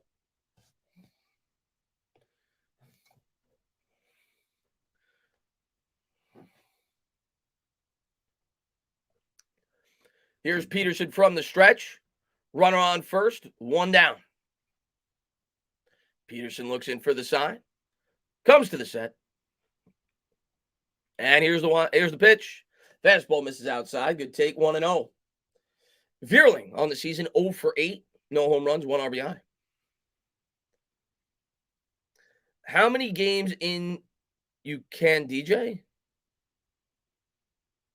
I don't know. Depends how he's playing. Here's the 1-0. He's getting at least a half a season for me, though. Here's the 1-0. And a fastball on the inside part of the plate, 1-1.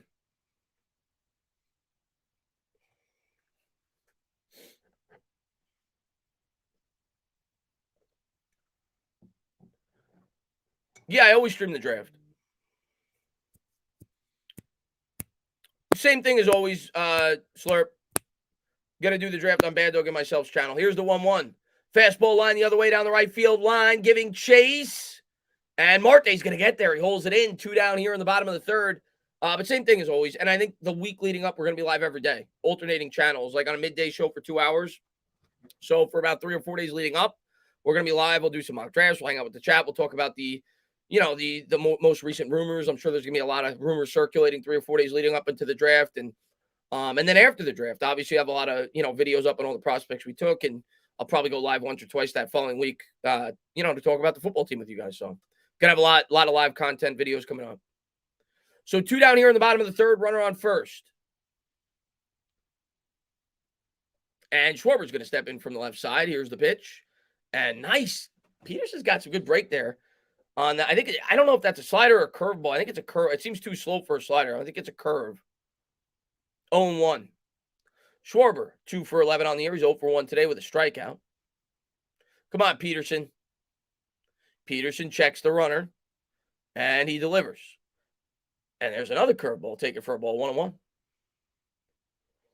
1-1. Who wins the AFC West? I mean, if I had to pick right now, I'd probably go with the Chargers, but the AFC West is loaded, man. Yeah, Slurp. Somebody asked me that earlier about Tony. I'll talk about that in between innings. Here's the 1-1.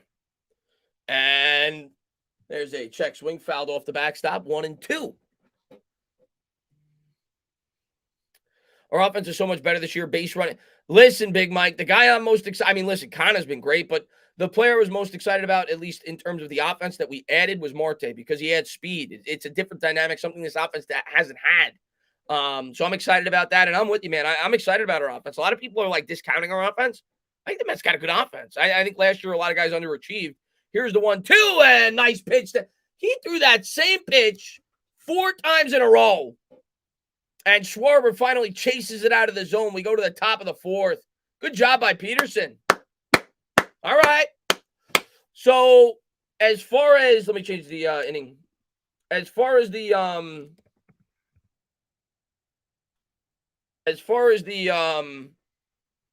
what was the question? Oh, Kadarius Toney. Yeah, I mean, listen, I think people that are underselling it are wrong, to be honest with you. I maybe some people are overreacting, but I don't think it's nothing to I don't think it's something to scoff at. Let's put it that way. You're talking about a guy that's been here with the Giants for 2 years now. It's the 2nd straight year that the guy hasn't shown up for voluntary minicamp. And I know some people just say it's voluntary, he's got a life. I understand it, but you're a professional athlete. You have a new head coach, you have a new scheme. Not a good look, in my opinion. But what I'll say is if the guy delivers, nobody's going to care, much like Odell Beckham. Odell Beckham was one of the best wide receivers of football. Nobody cared. I think it's a dumb idea by Tony because if he does not deliver, that's going to be the first thing people talk about. Is he committed? The guy doesn't show up for voluntary minicamp. So he's only inviting more pressure by doing things like that. So I don't think it's a good look, if I'm being honest, as far as Kadarius Toney goes. But like I said, if the guy's playing well in September, we're all going to forget about it.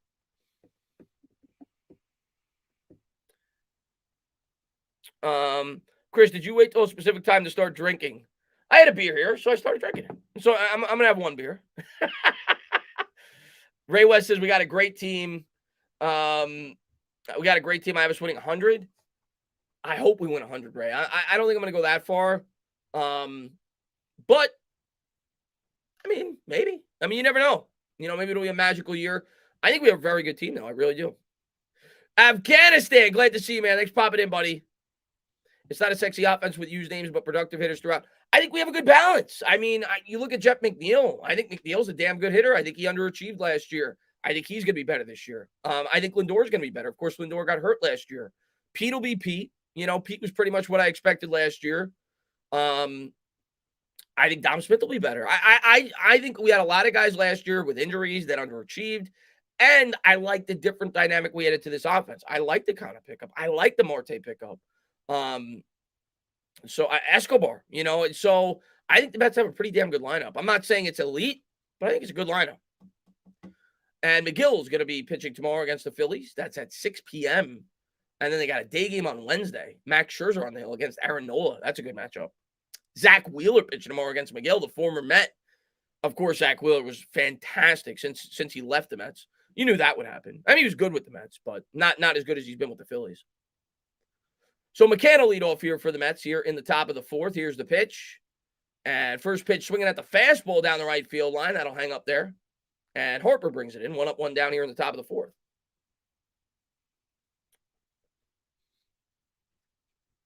Why didn't Wheeler pitch yet? Oh, did it say it was his first start? I missed that. I don't know.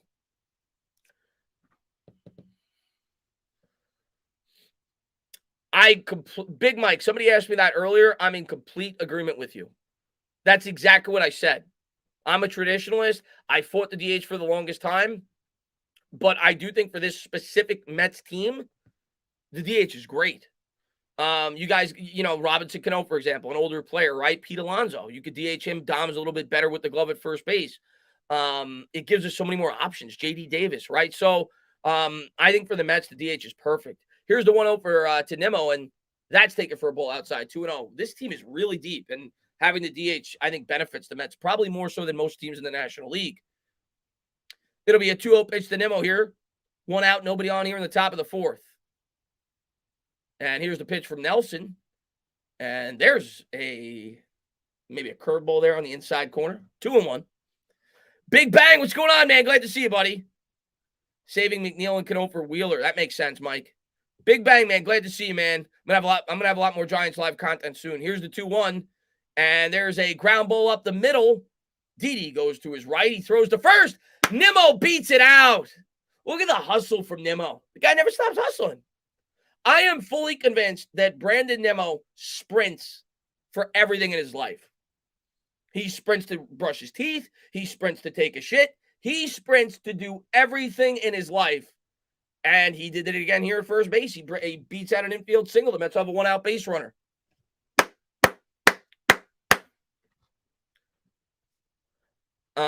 Good hustle, Nimmo. Way to beat it. That's right, man. Let's go.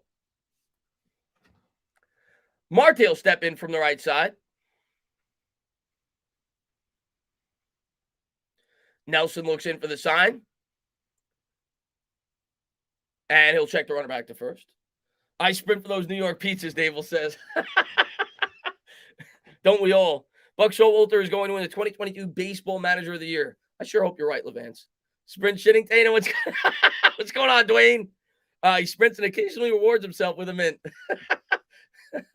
1 out, 1 on here in the top of the fourth. Here's the pitch to Marte, and that's drilled on the ground, but it's right at Bohm. This time, Bohm does not make an error, and they're going to turn a double play. Little 6-4-3, or 5-4-3, I should say. As they get out of the inning, we'll go to the bottom of the fourth. Mets lead 3-0.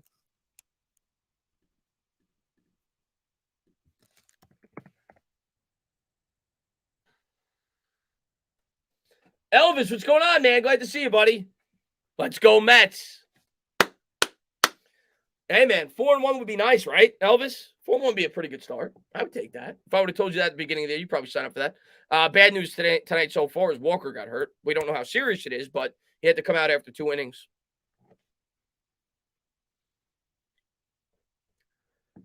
What was the first alcohol I ever drank? I think it was a screwdriver, if I recall. Which is probably, I mean, most kids, it's probably a beer. But if you're going to have like a mixed drink, that's probably most kids' first mixed drink because it's like orange juice with vodka. So, like, who doesn't like orange juice? But I think it was a screwdriver. Yankees with another bases loaded situation. Let's see. Oh, the Yankees are playing tonight, Dable? I didn't even know. Shows you how much I care about the Yankees, Dable. But good luck to them. Great start for the Mets, but I feel like we always start pretty good the first week. Then Elvis, don't bring that bad juju to the Mets. I know. You were, what was it, 2018 or 19? You're thinking about it. You're like, we started 11-1. I ain't getting my hopes up. That team fell apart. We're good. We're Gucci. Relax. We'll be all right. We don't need that negative thought process. He looked fine on the mound, so it's probably nothing. I hope. I hope so, Ray, man. I hope he's good. But I hear you, man. Mets should clean up against the Diamondbacks when they come back home. That's who we play our first series at Citi Field after this series against the Phillies. So hopefully we can find a way to take 2 out of 3 here and then clean up against the D-backs. 2018 it was. I'd say I love you, but the right combo is Knicks, Giants, Yankees. Can't do it. In my opinion, it's Knicks. It's Knicks, Giants, and Mets, man. I just can't do it. I was dropped on my head as a kid. I say it all the time.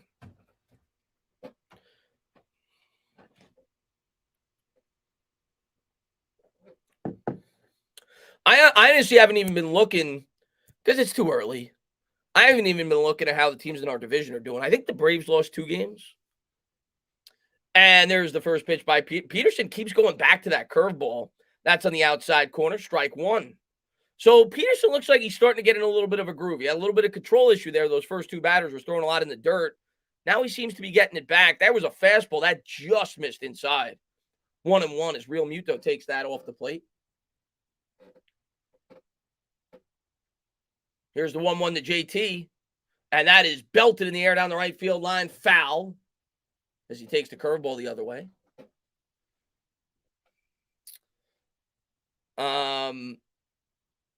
Let's see. The right combos are the Knicks, Giants, and Mets, or the Nets, Giants, and Yankees. Yeah, I mean, listen, the right combo is the team that you root for. Here's the 1-2. And there's a curveball hitting the air down the right field line, giving chase. Marte's going to call off Guillerme. He'll haul it in. 1 up, 1 down here in the bottom of the 4th. I always laugh at that. Like, you'll get people to tell you, oh, you're a Giants fan. You got to be a Yankees fan. That's the only combo. No, it's not. No. I'm a Met fan. I say it all the time. If I was a Yankees fan, I'd be bored to death. It's fun. I get it, but I don't know. I like the underdog. I like it. I like being the underdog. And then people say, well, why aren't you a Jet fan? As if to say when I started rooting for the Giants that they were any good. Giants were bad. I started rooting for the Giants in like 95, 96. So 1 out, nobody on here in the bottom of the 4th. Here's the pitch to Peterson, and there's a fastball on the outside corner, 0-1.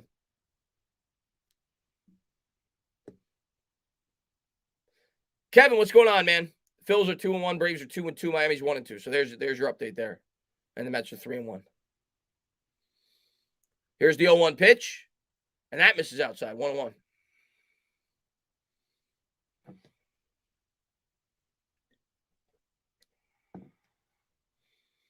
Harper will step in. Here's the 1-1 from Peterson. And the fastball misses outside, 2-1. Good job there by Harper to lay off. Alien says the Yankees choke a lot in the playoffs. I mean, I hope the Mets get an opportunity to choke in the playoffs. We don't go there a lot. Since I've been watching the team, we went to the playoffs in 99. And that misses downstairs with the curveball, 3-1. We've gone to the playoffs in 99, 2000, 2006, 2015, and 2016. I think that's it. 99, 2000, 2006, 15, and 16. I think that's it. And 16 was a wild card playing game. Here's the 3-1. And that misses inside. So that'll be a walk. 1 out, 1 on here in the bottom of the 4th. They've been the 2 World Series since I've been watching, 2000 and 2015. 2006 was probably the best Mets team I've seen, but they lost in Game 7 to the Cardinals, and they had a ton of injuries down the stretch. But I'll say it to I will say this till the end of time. The Mets between 2006 and 2008, those 3 years, somebody convinced me in the chat that I'm wrong. On paper, the Mets had the best team in baseball over that 3-year stretch. They went to the playoffs once. They didn't make a World Series. They choked away a 7-game lead in 2007 with like 17 games to go. And I think they choked away another ridiculous lead in 2008. But on paper, the Mets were as good as anybody in baseball for those 3 years, and they had nothing to show for it. 1 out, 1 on here in the bottom of the 4th. It'll be a 1-0 pitch. Peterson from the stretch. And fastball in the outside corner, 1-1.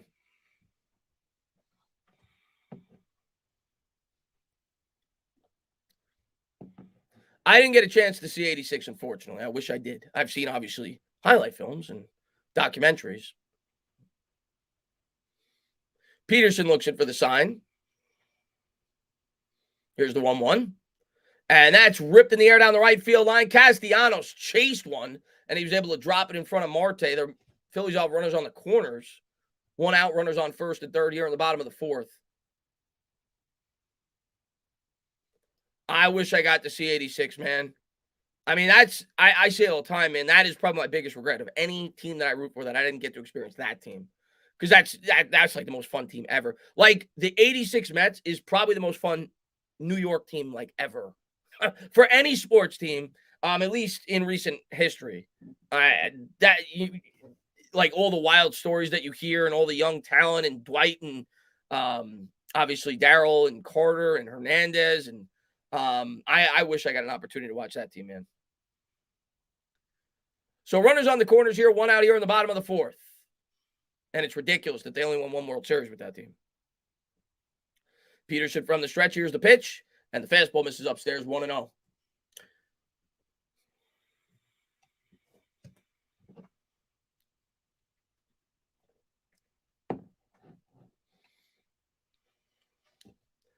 Here's the 1-0 pitch from Peterson. And there's a changeup on the outside, 1-1. Of course, Yankee fans will tell you 98, but I'm biased. I go 86. Mets won 108 games. I know the Yankees won whatever they won, but Mets kind of went into cruise control the last month of that season. First and third, 1 out here in the bottom of the 4th.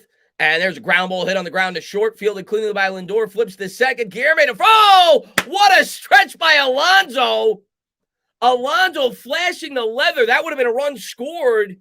A great job there as the Mets make a quick turn. Guillermo with a quick turn at second. The throw was a little bit wide. Pete was able to stretch out full extension, hold the bag. They might review this. We'll see. But I think Pete was able to hold the bag. They're going into the dugout. We'll see when they come back if they do challenge it, what the ruling is.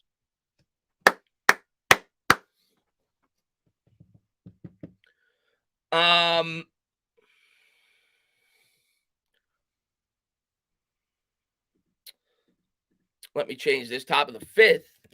That's lead.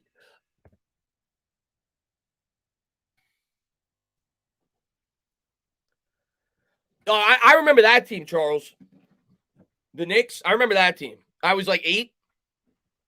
That's when I first started getting into like New York sports in general. I always say it all the time. The Knicks were the first team I fell in love with as a kid. So I remember that team. 93, 94 Knicks. You're talking about when they lost to the Rockets.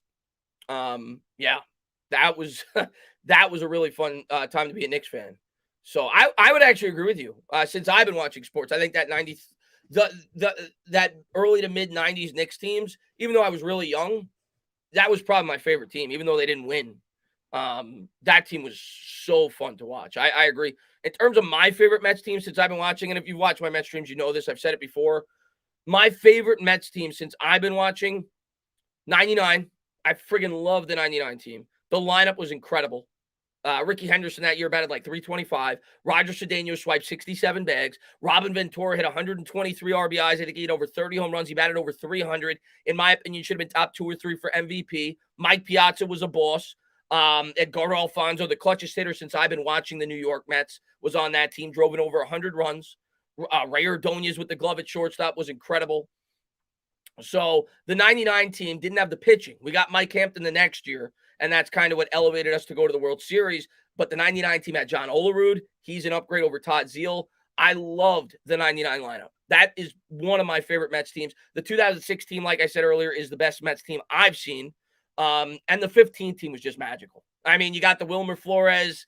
We trade Wilmer Flores. He starts bowling. And everything just felt magical that year. It just felt like everything was going to work out. We call up all the young pitchers. You get Michael Conforto, provides the boost. You don't need to trade for Cespedes. Cespedes falls in your lap. He becomes Babe Ruth for 2 months. Daniel Murphy becomes Lou Gehrig in the playoffs. So the 2015 team was the most magical season. It just didn't result in what we were hoping for. But I would say 99, 2006, 2015, since I've been watching the Mets, are my favorite teams. It'll be a 1-0 here as Lindor takes a ball low. Nelson looks in for the sign. Here's the pitch. And a fastball hitting the air down the third baseline. That'll reach the seats, 1-1. Pete with the belly flop.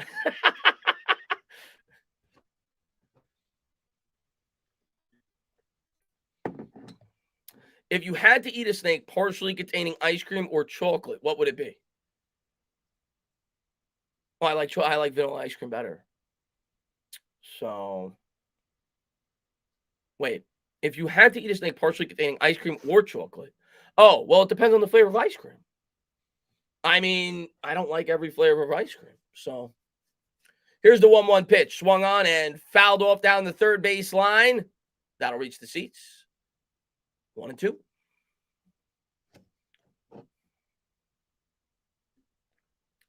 Jordan versus the Knicks. Starks up to 1 a.m. on NBC. Yeah, man. I love Mason, Oakley. I love that whole team. And the 99 Knicks team was a lot of fun, too. The 8 seed during the strike-shortened year. Sprewell, Houston, Camby. Larry Johnson, the 4-point play. Here's the 1-2. And there's a slider hit on the ground to first. And he'll step on the bag. 1 up, 1 down here in the top of the fifth. I still say, everybody says cookies and cream all day. Everybody says that the John Starks dunk over Jordan, which he really didn't dunk over Jordan, if you're being honest with yourselves. He dunked over Horace Grant, I think it was. But everybody says that's like the most memorable Knick moment. For me, I think it's the Larry Johnson 4-point play against the Pacers. The optics from the crowd, everybody just stood up at the same time. That was there's nothing like the Garden during the playoffs. So here we are in the top of the fifth, 1 out, nobody on. Here's the pitch to Pete. Fastball misses upstairs, 1-0. Man, Lindor had 3 meatballs that at bat and hit all. Yeah, he dunked over Grant. Yeah, Grant and Pippen. Here's the 1-0 to Pete. And that's chopped on the ground. Foul, 1-1. Allen Houston off the front rim. Game 5, when the first round used to be 3 out of 5. 1 versus 8 against Houston with 1.2 seconds to go. Against Miami, rather. With 1.2 seconds to go, whatever it was when it fell in the cup. That's certainly up there, too. What was the final in that game? It was like 79-78. That was when teams actually played defense. Here's the 1-1 pitch to Alonso. Nelson looks in for the sign. And there's a fastball hitting the air down the right field line. Oh. Warning track power for Alonso as Harper holds it in. Pete gave it a ride, not quite enough. 2 down here in the top of the fifth. 78-77 was the final. I remember it was high 70s. 94 with the Rangers. Knicks. Oh, yeah. I remember watching the O.J. Chase, man. That Rangers, I'm not a big hockey fan, but the Rangers team was a lot of fun. Mark Messier, Stephane Matteau, when he hit the goal. I watched that team as a kid, too. Escobar is going to step in from the left side. Nelson looks in for the sign. Here's the pitch. And that's hit on the ground to first base, fielded cleanly. Hoskins will step on the bag.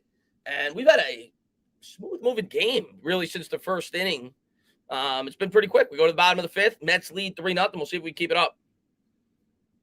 Cindy, glad to see you. Thanks for popping in.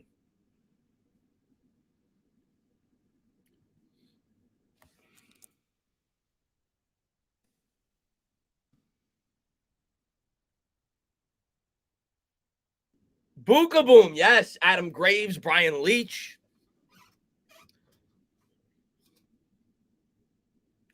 Walker has right shoulder irritation. Hopefully it's nothing serious. I'm sure the Mets will be cautious. So expect the Mets probably to install Peterson into the rotation for a bit. Hopefully it's no more than a week or two. So we'll see. But not good news. We need more than 3 runs. I agree. In this ballpark with this lineup, the Phillies can put up 5 runs in any inning. The Rangers will be dangerous this year in the playoffs. Yeah, I know the Rangers have been they've surprised this year. I am not a huge hockey fan. I went to the new Islanders Stadium. The new Islanders Stadium is actually really nice. But I was surprised. The Islanders have been really good the last 2 years. And I don't really follow hockey, so I don't know in terms of the turnaround on the roster or whatever. They sucked this year, so I don't know what happened there. I was a bit surprised by that, but the Rangers have definitely pleasantly surprised this year. They got a really young team, and they're going to the playoffs. What's up there, Harrison, man? Glad to see you, man. FanDuel Mets -4. I mean, I'm not surprised if they're -455 right now. They're up 3-0. Christian says, Endy Chavez catch. Wonder if the Mets, the Endy Chavez catch is the most forgotten play in New York sports history. Rightfully so, because we lost the game. But if the Mets win that game and the Mets go on to win the World Series, that goes down as one of the greatest plays in New York sports history. Game 7, St. Louis Cardinals, National League Championship Series. They got a double play out of that. Here's the first pitch by Peterson, and there's a fastball in the outside corner, 0-1. That is still to this day. I don't care what anybody says. Jim Edmonds made some incredible catches. Don't get me wrong. Factoring in circumstance, might be the greatest catch I've ever seen. And there's a slider in the dirt taken for a ball, 1-1. Like Chavez's entire elbow was above the wall. Here's the 1-1 pitch to Gregorius. And nice pitch there with the curveball, 1-2. Gregorius takes it for a strike. Didn't the Islanders get annihilated? Oh, maybe, Christian. I don't know. I missed the super chat, Eric. It might have been a members chat. My phone just died, and I can't. So if it is, I apologize. I can't see the members chats on StreamYard for some reason. So I apologize if I missed that. I don't try to miss those. And there's a ground ball, slow roll to shortstop. And that's 1 up, 1 down here in the bottom of the 5th. Let me make sure it wasn't a super chat. I don't think it was. I think I would have saw that. Yeah, the members chats don't pop up on here. So I apologize. Whoever the member is, just type it and tell me that this was the chat, and I'll read it. I apologize. Dwayne says, true, nobody remembers the oh, for sure, Dwayne. Yeah, if the Giants lose that game, nobody remembers that catch. But you knew watching that game, Dwayne. And here's the first pitch by Peterson. Fastball misses upstairs. And I guess I probably had the same feeling when Chavez made the catch. But the feeling I got watching that Super Bowl when Tyree made that catch, I'm like, we're winning. Like, I thought we were going to lose that game up until that catch. Once he made that catch, I'm like, we're going to win this game. Here's the 1-0 pitch from Peterson. And there's a fastball hit on the ground, straight to the second baseman, Guillerme. He'll flip over to first. 2 down here in the bottom of the 5th.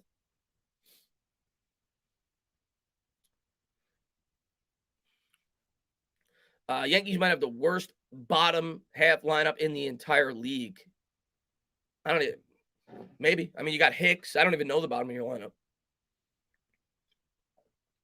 So 2 out, nobody on here in the bottom of the 5th.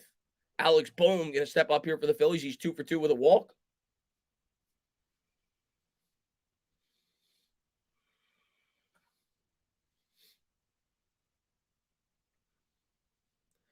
Peterson looks in for the sign. Here's the pitch. And there's a curveball line down the third baseline. Foul. 0-1. But yeah, whoever typed it, just type it again. And just type like this was the members chat in capital letters so I know. How lucky are Mets fans to have Steve Cohen as the owner? Steve Cohen's the man, dude. Here's the 0-1 pitch. And the curveball misses down low in the dirt. 1-1. Beltran striking out was the most painful sports moment of my life. That was up there. That was up there. I wouldn't say it's my most painful, but it was certainly up there. Here's the 1-1. That misses downstairs. 2-1. I still say to this day, the biggest mistake in that inning was pinch hitting Cliff Floyd. And I loved Cliff Floyd, but Cliff Floyd was injured. And the Mets, I think, had a runner on second, nobody out. They should have, I think, sacrificed bunted him over to third. Here's the 2-1. And there's a curveball drilled in the air. That's a gapper. That's going to go all the way to the wall. So the Phillies are going to have a 2-out double from Bohm here in the bottom of the 5th. See if the Mets get out of this.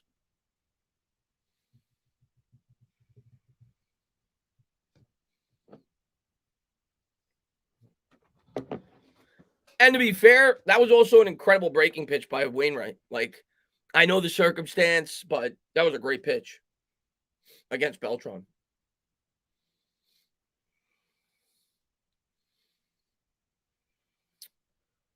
I think Beltran would have been a great manager, to be completely honest with you. The one thing that always stood out to me with Carlos Beltran, I'll talk about that in a second. I don't know if he would have been a great manager, but I'll give my opinion as to why I think he could have been a great manager. As Peterson misses downstairs with the fastball, the one thing that always stood out to me when I used to watch Carlos Beltran with the Mets, he was a very intelligent baseball player. If you recall, I think Beltran, at least while he was with the Mets, I don't know throughout the rest of his career. Here's the 1-0, and there's a curveball misses outside. So Peterson's starting to lose control here. If you recall, as they're going to have a mound visit, Beltran, I think, had the highest stolen base percentage in the history of baseball while he was with the Mets. And he always used to swipe third base. Sometimes he thought too much. Like, there were times where Beltran was batting third and he'd sacrifice bunt. And I'd be like, what the hell are you doing? But he always came across to me as like a very intelligent baseball player. The one thing that I would have been concerned with Beltran in terms of being a manager, he didn't handle the media well. He didn't like the New York spotlight. So I don't know how that would have worked out. But from a intelligent standpoint, I thought he was going to make a good manager. So 2 out, runner on second here. It'll be a 2-0 pitch. Peterson from the stretch. Bohm takes a lead. And the fastball misses outside, 3-0. And grinding with Levi, man, thank you very much. Most painful thing ever was, oh, dude. I love Eli, man. I freaking love Eli, dude. That's my guy, man. I'll go to the grave defending Eli Manning. You know that. That's my favorite. That's my guy on the Giants. 3-0.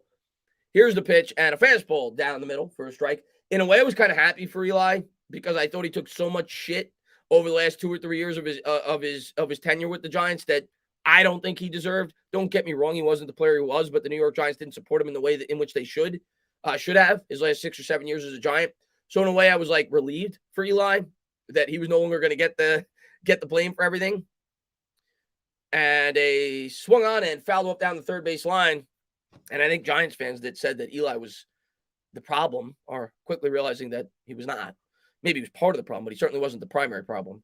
But I was kind of relieved that Eli got to retire because what do you have to play for anymore? He won 2 Super Bowls, 2 Super Bowl MVPs, and the team wasn't going anywhere fast. So it was great, though, getting to see him get one more start once Daniel Jones went down and get his farewell. I think it was against the Dolphins. Get to see him hug his kid on the way out. I love Eli Manning. Here's the 3-2 pitch from Peterson.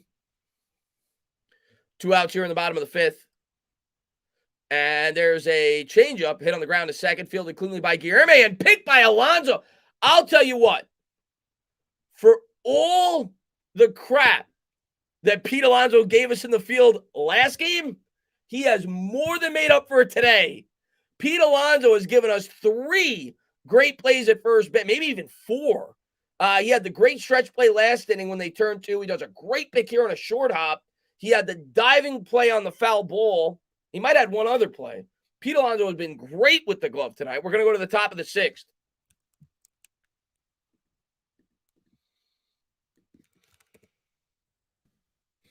And that's really been the difference in this game. The defense. The Phillies defense has been horrible. Mets defense has been good. Yeah, he thinks too much with the throws, JJ. That was a good pick, though. That was a short hop. Eric, man, glad to see you, man. What's going on? What did you ask me? Let me know, he said. What's up, Chris? Would you be mad if we cut Daniel, drafted Malik, and had Tyrod Taylor start? Yeah. I'm not gonna be mad. No matter what they do, I'm not gonna be mad. It's a new regime. I'm gonna let them do what they feel like they should do. But I don't think it's a good decision. I think if you draft a quarterback this year, you're setting him up to fail, much like you did Daniel Jones. That's just my honest opinion. That's what I've said since the start of since about midway through last year. I think Malik Willis could be a good quarterback. Yeah, if he's put in the right circumstance and he has the opportunity to mature as a quarterback. If the New York Giants drafted him 5th, he's being thrown in there right away into a situation that is absolutely dreadful. So Me personally, I want the Giants to use this year to improve the rest of this football team. And if Jones doesn't take that step, you go out and you draft your quarterback. I think that's the right approach. I think that's the approach they're going to take. But if they take a quarterback, they take a quarterback. I'm going to hope as a fan that I'm wrong and they're right. Much like when they took Daniel Jones. You guys all know my reaction. I didn't think it was the right decision. I hope that, I was hoping I was wrong. It's going to be the same thing if they elect to do that. I have no control. But do I think it's the right decision to draft a quarterback this year? Absolutely not. So here we go. Top of the sixth, J.D. Davis going to lead off here for the Mets.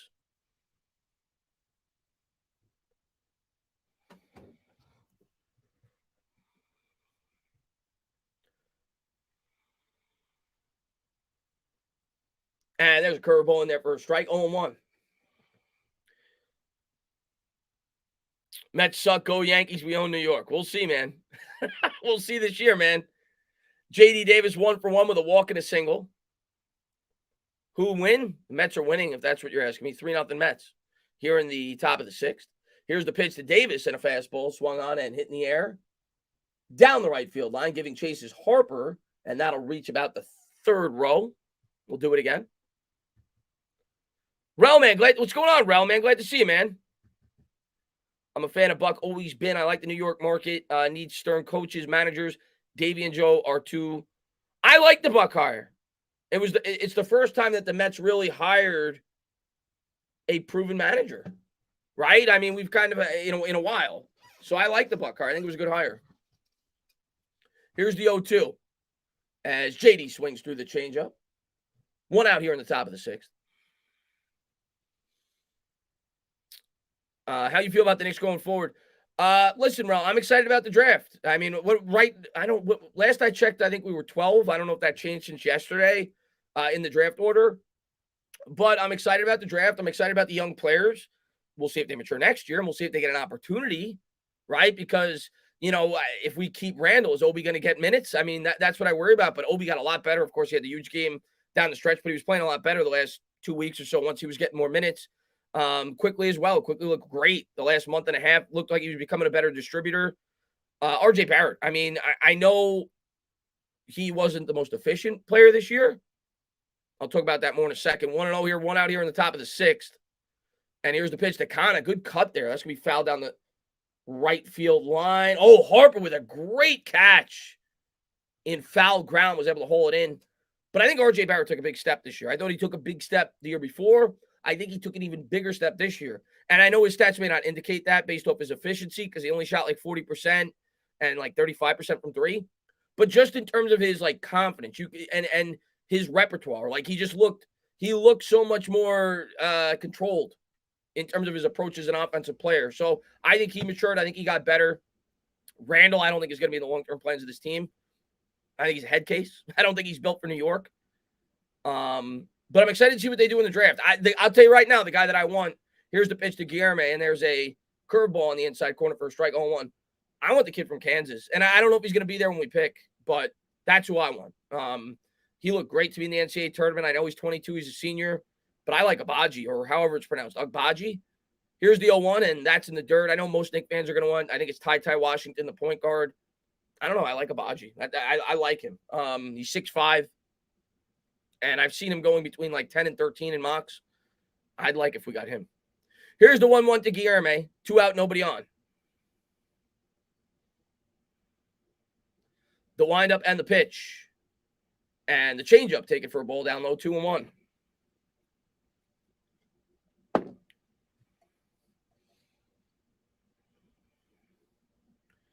We do have wings between Barrett and, I don't know. I like the player, JJ. I like the player, man. Here's the 2-1. And swung on. Oh, man. Guillermo was all over that. He hit it right at the first baseman. That'll take us to the bottom of the sixth. I mean, hopefully we just win the lottery and we get the kid from Purdue. But we're probably not going to win the lottery. But that guy's awesome. The other guy I like, man, and we'd have to be in the top 3 or 4 probably to get him. He reminds me of KP, the kid from Gonzaga. He's a bit of a project. But Chet Holmgren, he's like 7'2", and he's got good fundamentals. He's a great jump shot. He reminds me a bit of KP. So That's another guy I like if we were to get top 3 or 4, which we're not going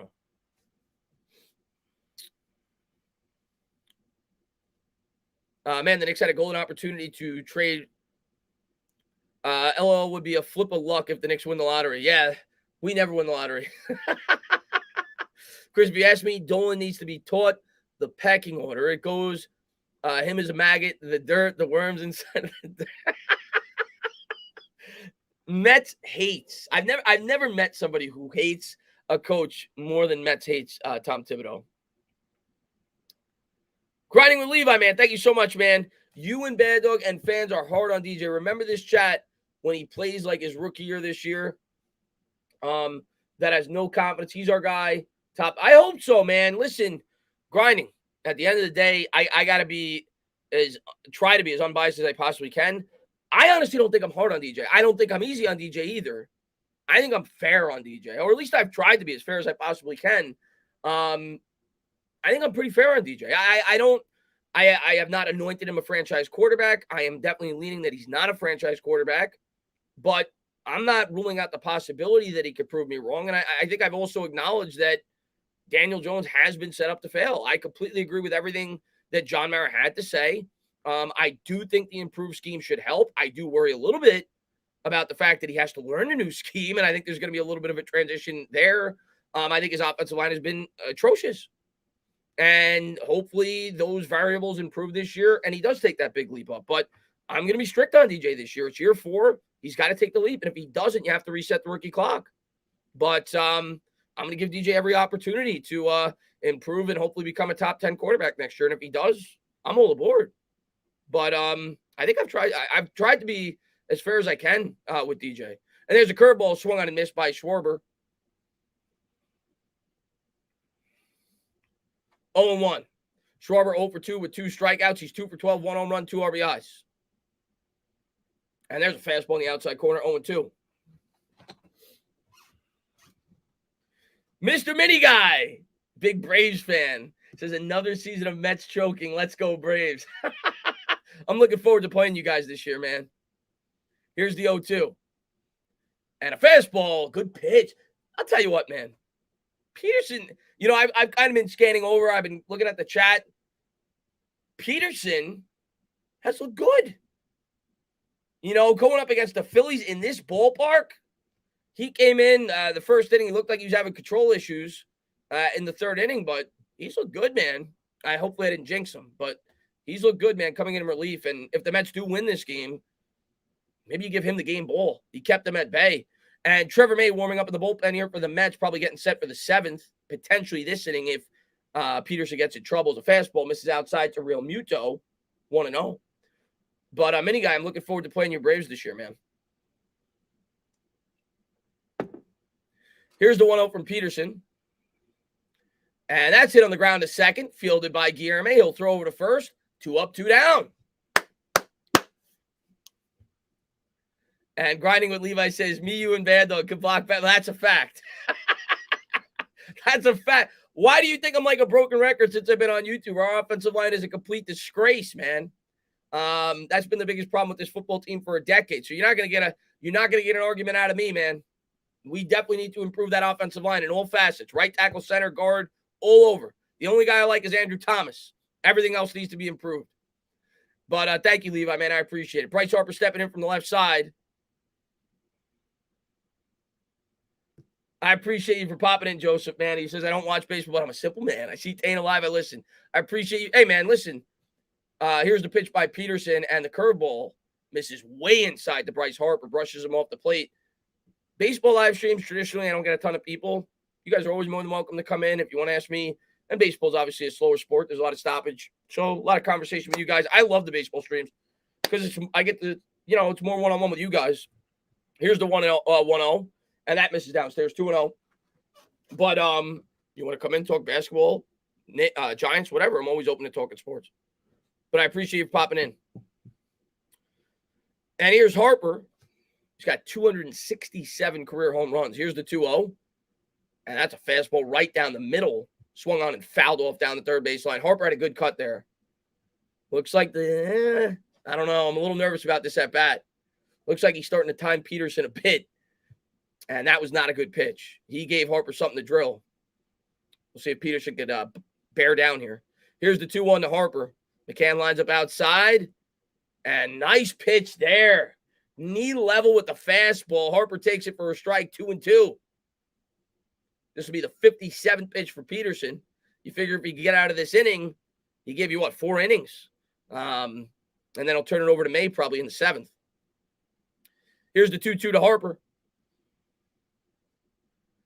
And, where was that? Oh, Peterson looked like he painted the outside corner with that fastball. That I know it's Bryce Harper, and he's a superstar. Oh, I think Harper got a gift there. Here's the 3-2. Peterson looks in for the sign. Here's the pitch. Swung on and missed. Doesn't matter. Got him to chase the curveball. Clap it up for David Peterson. What an effort out of the bullpen tonight. After Walker goes down, he comes in 4 scoreless. We go to the top of the 7th.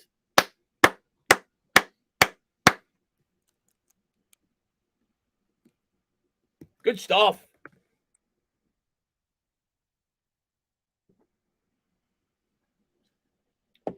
And Levi, man, thank you very much, man. Who's your NBA and NFL GOAT? Ooh, for me, NBA, it's easy for me. It's Michael Jordan. And I know a lot of people debate that. I started watching. I'll tell you what, one thing you guys should watch, because you got me thinking with the NBA. The new show on HBO about Magic Johnson and the Lakers is incredible.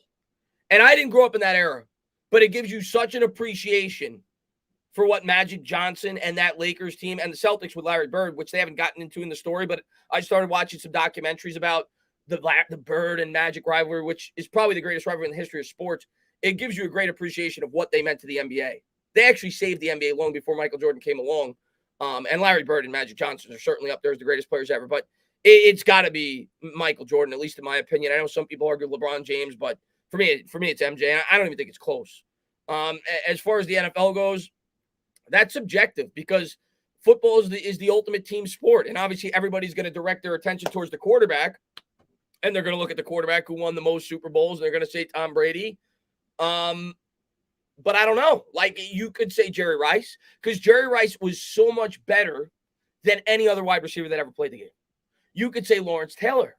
Lawrence Taylor literally transcended the sport. And obviously I sound biased because I'm a Giants fan, but there is nobody on the defensive side of the football that had a greater impact on the sport of football than Lawrence Taylor. So you can make arguments for several different players. I think when it comes to football, you have to direct it more towards who's the greatest player at this position, because it's different than all the other sports where it's more of a team sport. The offense is only on the field half the time. Basketball is much more of an individualistic sport, so it's easier to answer that question. But quarterback, you go Brady, and I know that's the most popular position. You have to. I mean, the guy's won, 7 Super Bowls, so you got to go Brady. But I think there's arguments to be made for players that played other positions. So here we go.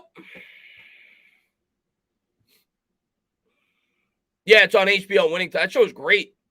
Here's the 1-0, and that misses upstairs. 2-0. Good eye there by McCann. He reached on an error. The new episode was last night. It's on Sundays. Jim Brown, for sure, man.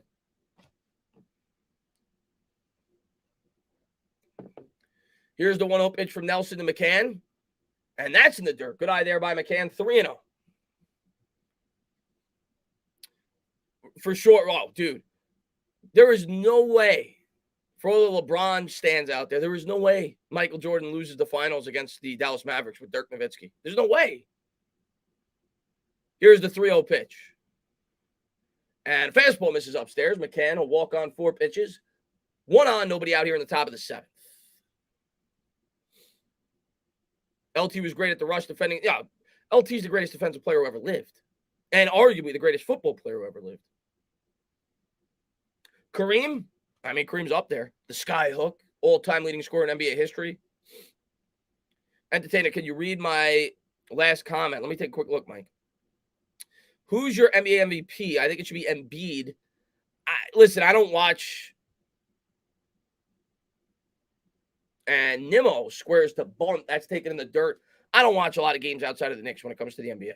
But what I could tell you is, based off the statistical years they've had, and I've watched a little bit of their games this year. I mean, I think it's probably Embiid. I mean, I know Giannis made a late push towards the end of the year, and he was playing really well. I still think Giannis is probably the best player in the NBA right now, if you ask me. But Embiid, Giannis, and you got to put Jokic in the discussion. I know he doesn't have the most flashy game, and I know he's not the most exciting player, but the Joker, what he's done with Denver has been pretty damn incredible. And he's actually one of my favorite players to watch, man. The way that guy's able to pass for a man his size, shouldn't be able to do that. Like, he's a really fun player to watch. Those are probably my top three: Embiid, Jokic, and Giannis. But I would say right now, Giannis is probably the best player in the sport. One on, nobody out here in the top of the seventh.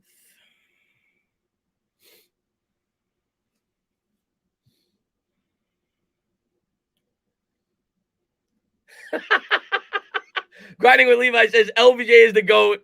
Have a good night, Dana. Hey, man, it's a fun debate because I know the new school fan is always going to lean with LeBron James, and the older fans will always lean with Michael Jordan. And the common talking point you'll get from LeBron James fans is, who did Michael Jordan play? He played plumbers. I just disagree. I mean, he did not play plumbers. Look at some of the players that guy went up against. They were not plumbers. So it's a fun debate, but I go Jordan. Here's the 2-0 to Nimmo. Runner on first, nobody out here on the top of the seventh. Nimmo drives one down the right field line, and Harper's going to come over and field it. 1 on, 1 out here in the top of the seventh. Joseph Cupid, man, what's going on, man? General says, glad I found this sacred. What's going on, man? Hey, General, I'm going to try to do, I may even do the game tomorrow. We'll see. I'm going to try to do at least 2. I know I said it last year, but I'm going to try to do multiple Met games a week. And I may do the game tomorrow. We'll see. But I appreciate you popping in. So definitely keep the notifications up. What's up, Matthew Stein, man? Glad to see you, buddy. And Starling Marte will step in from the right side. Nelson looks in for the sign. 1 on, 1 out here in the top of the seventh. Here's the pitch from Nelson. And there's a curveball in the inside corner, 0-1. Rule says if Jordan played against plumbers, then they were plumbers that were using pipe wrenches. The defense was I know. Dude, go back and watch 80s basketball, and you'll get an appreciation for Michael Jordan. 90s basketball. Here's the 0-1. And there, by the way, I couldn't believe this. Do you know the only player that Michael Jordan could never beat? And granted, it was when he was younger. Larry Bird could never beat Larry Bird. Larry Bird, I think, met up with Jordan in the playoffs twice. I was watching a documentary last night. Here's the 0-2 to Marte, and the fastball misses outside 1-2. And Bird beat him 7 out of 7. I think they played each other in 7 games. I think he swept them both times. Because back then it was 3 out of 5 in the first round. And Jordan said he was so relieved when Bird retired. Bird was the only guy that he couldn't beat. Here's the 1-2 pitch to Marte. 1 out, 1 on. Nelson looks in for the sign. Here's the pitch. And there's a ground ball fouled off down the third baseline. We'll do it again. Zany, what's going on, man? Curry would drain logos in his face. Listen, man. Steph Curry, great guy. Changed the game. One of the most transcendent players. If I in recent history, here's the 1-2 pitch to Marte. There's a fastball in the dirt, 2-2. In recent history, if I could point out 2 players that revolutionized the game, you might not like my answer. Steph Curry for sure, with his 3-point shooting and everything else. I think Dirk Nowitzki had a huge impact on modern-day basketball with his European style. I would say those 2 players, in my opinion, were incredibly impactful with the new age of the NBA. Fastball misses outside 3-2. As McCann steals second. Did McCann just steal second base? James McCann just stole second base. But what I'll say is this. If Steph Curry played in the 90s, he's not Steph Curry. He's Mark Price. He's not Steph Curry. So, 1 out, runner on second here in the top of the 7th. Nelson from the stretch comes to the set, and there's a curveball fouled off. We'll do it again. I can't believe McCann just stole second base. James McCann just stole base. And Kalen, what's going on, man? Stand up. What were your thoughts on the Batman? Was awesome. I'll talk about that in further detail at the end of the inning, but the Batman was awesome. That's my quick response to, but I'll talk further in detail about that at the 7th inning stretch, but I loved it. Here's the 3-2 pitch to Marte, and that is roped up the middle, and that's right at him. It hung up for the center fielder, so that's 2 down.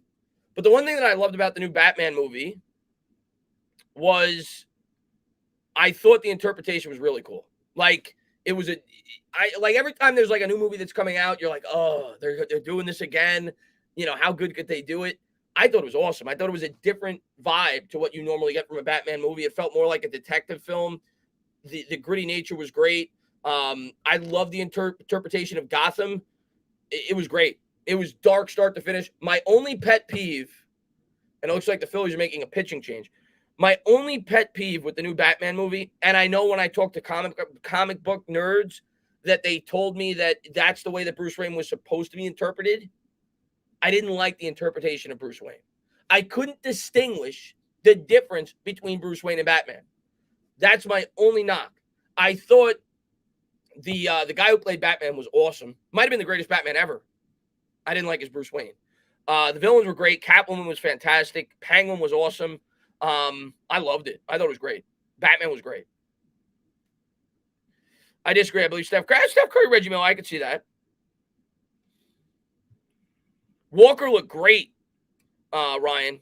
Walker looked fantastic. He just got hurt.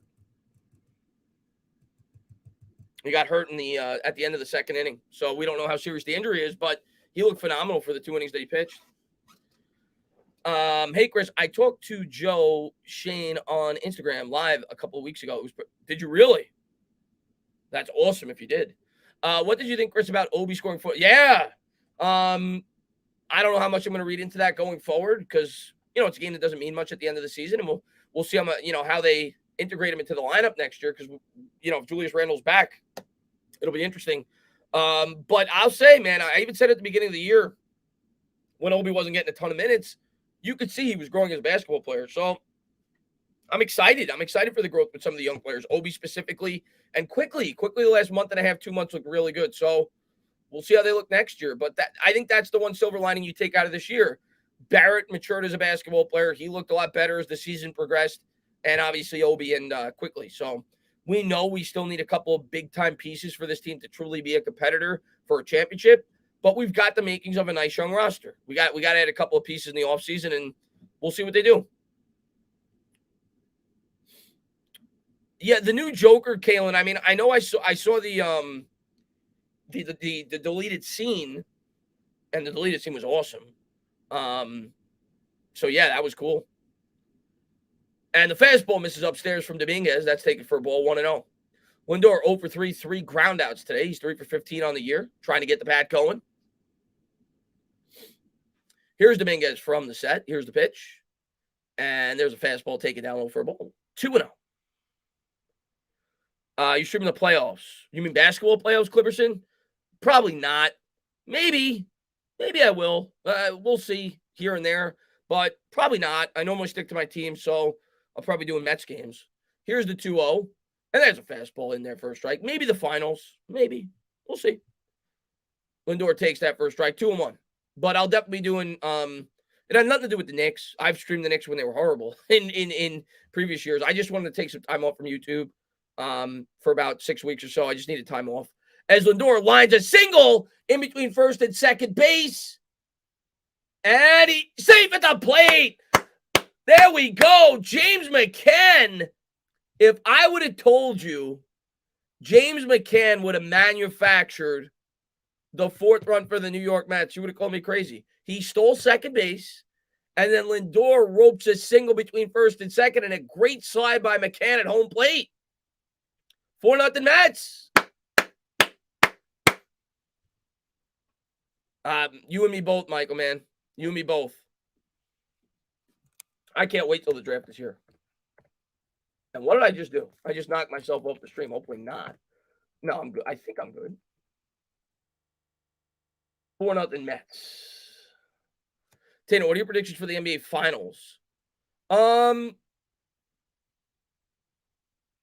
mean, most people are gonna go. And Pete lines one down the left field line. That's gonna hang up. That'll take us to the bottom of the 7th. As far as I mean, I'll give you my sleeper team if they could get healthy.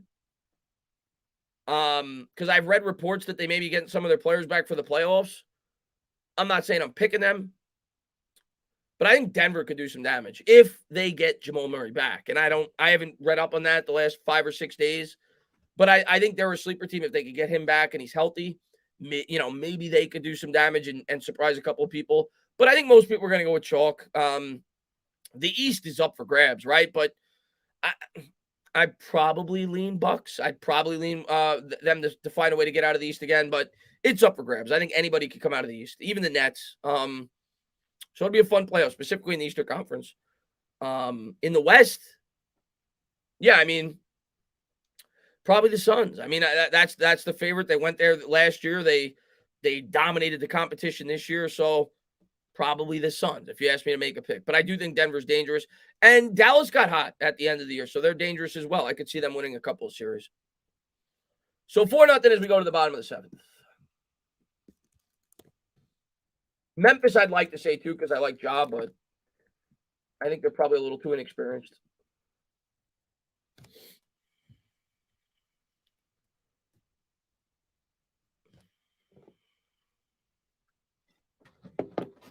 Doesn't look like Murray. Oh, okay. If they're not coming back, then Denver's not a sleeper team for me. If Denver was ever healthy, though, man, they'd be dangerous. And Sam, man, what's going on, man? By the way, hadn't yet crafted the alter ego as the Playboy. You will see that in the future movies. Yeah, I know, Sam. That's what people told me on Twitter. They said that it was that was what it was supposed to be. And when people said that, I understood it more. But that was my initial interpretation of the film. After I saw it, I'm like, I didn't like that Bruce Wayne. But it makes sense. It was kind of like the beginnings. It was kind of like the new Spider-Man, right? When people said they didn't like the new Spider-Man, Tom Holland, it was kind of before Holland grew into a more, a mature version of Peter Parker. It's just that since we've been watching the Spider-Man films, we're accustomed to seeing Uncle Ben die in the first movie. His aunt died in this one, but it didn't happen until the third picture. So it kind of showed you the beginnings of the character. So it was the same thing with Batman. So I accepted it a bit more. But the movie overall was absolutely fantastic. So here we go to the bottom of the 7th.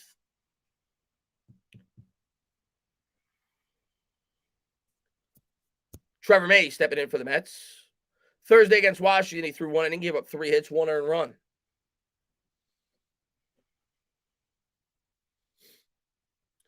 And there's a fastball taken for a ball outside, 1-0. Let's see. Jameson, what's going on, man? Oh, I can't wait for Doctor Strange. The new Doctor Strange looks amazing. Here's the 1-2 to Castellano. And a curveball taken for a ball, 2-0. Hey, what's up, Chris? The Bahamas was LJ Fox with the Nats and okay. Interesting. Here's the 2-0. Fastball hitting the air to center field. That's going to hang up. Nimmo's under it. 1 up, 1 down here in the bottom of the 7th. Trevor May makes quick work of Castellanos. Harper is potentially injured? Really? I agree. Ricardo. When I look back at like older NBA players, he's one of the guys that sticks out to me that if he played in this era, Mark Price would have been a monster. You put Mark Price in this era, he would have been a monster. He was Steph Curry before Steph Curry, in my opinion. And I'm not Steph Curry's on another level, but that type of player, that point guard that had unlimited range, that was an incredible shooter. And I think if Price played in this era, he would have been incredible. Here's the 0-1 for May. 1 out, nobody on here in the bottom of the 7th. And there's a fastball hitting the air down the right field line. Pete giving chase down Marte. And Marte's going to hold it in. 2 down here in the bottom of the 7th. Pete was able to slide out of the way. Yeah, R.I.P. to Dwayne Haskins is right, man. Horrible. Horrible. I was shocked when I heard that.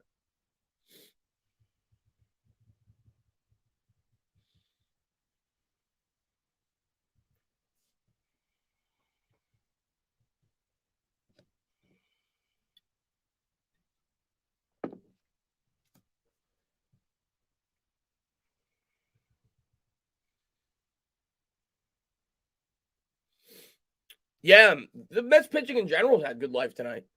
And here's the second pitch from May. Swung on, and first pitch, rather, to Gregorius. Swung on and fouled off. 96 on the gun, like you said. Good life. I think the Mets should use Lugo in the 8th inning every game. He can play good. I like Lugo. Lugo's been pretty dependable with the Mets overall. I like Lugo. Here's the 0-1. Fastball taken upstairs for a ball, 1-1. Yeah, it was good to see that Schefter apologized. It was a pretty insensitive tweet. I didn't even think about it at the time when I retweeted it. Otherwise, I probably would have said something. Because I was just in such awe that he died when I read it. But after I went back and read it, I'm like, yeah, I was pretty insensitive. Here's the 1-1. And there's a curveball in the inside corner by May, 1-2.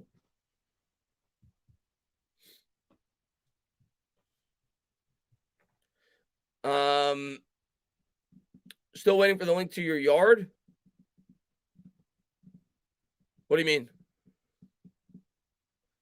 And there's the Philly fanatic on the dugout. Here's the 1-2 pitch. Fastball swung on, hit in the air. That'll reach the seats.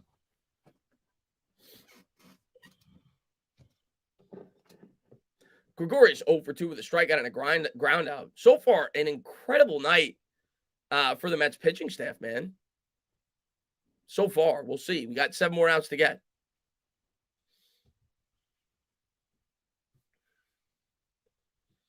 Here's the 1-2. And there's a slider swung on and fouled off. Gregorius hangs in. Chris, don't be disappointed in me. I'm a Yankees and Nationals fan. How does that happen? Hey, everybody's entitled to root for sports teams the way they want. I never got the concept of having 2 teams. I just don't get it. I get too invested with my teams, I guess. I am not capable of rooting for 2 teams. I'm just too passionate. I don't know if anything's serious or not, General. Something to do with his knee. Here's the 1-2 to Gregorius. There's a fastball drilled on the ground. A diving stop there by Guillermo. He's going to throw over to first, but Gregorius is going to beat it out. So a 2-out base runner here in the bottom of the 7th. And it looks like Guillermo's down. Hopefully he's all right. Takes a knee there in the outfield. Oh, I can't wait for the draft, man. I'm with you on that. Okay. All right, Matt. I get it. Okay. That's fair. Okay. So I'm hearing conflicting reports. Some people have told me it's the knee. Matt says it's the shoulder. Regardless, Walker left the game after 2 innings with an injury. I'll take a look after the game. Here's the pitch. And there's a slider drilled on the ground to third, fielded cleanly. He'll flip over to the bag, and the Mets will get out of it. We'll go to the top of the 8th. All right, all right, all right. Another scoreless inning by the Mets. The Philly fanatic who smells like rotten cheesesteak. Hey, man, if there is one thing I'll give the city of Philadelphia, 2 things. I'm going to give the city of Philadelphia 2 things and nothing else. Rocky's great. I'll give him 3 things. Rocky's great. Cheesesteaks are fantastic. And the Philly fanatic, to me, is maybe the best mascot in baseball. Outside of that, they're a disgusting, filthy city. But I'll give him credit for 3 things. Shoulder tightness, okay.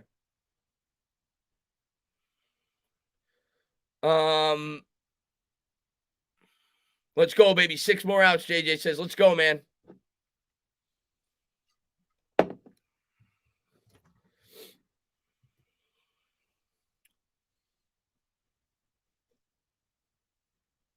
Yo, I don't even know who Youpie is. Who's Youpie? I should probably know that, but who is he, Mets? Which team is he a mascot of? Yeah, well, Joe Frazier, yes, from Philadelphia. Good call.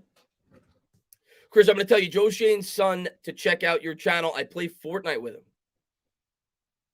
If you do that, that'd be incredible. Get him on the channel, Matt. No, I appreciate you, man, for even bringing up the idea. I'm just kidding with you, Jay. I got nothing against Philadelphia. I always troll Philadelphia when I do streams against the Eagles or the Phillies. I got nothing against Philadelphia. I've been to Philadelphia several times. I actually really like the city. I'm just messing with you. I like to troll you guys when you guys come in, have some fun. But no, I got nothing against Philadelphia.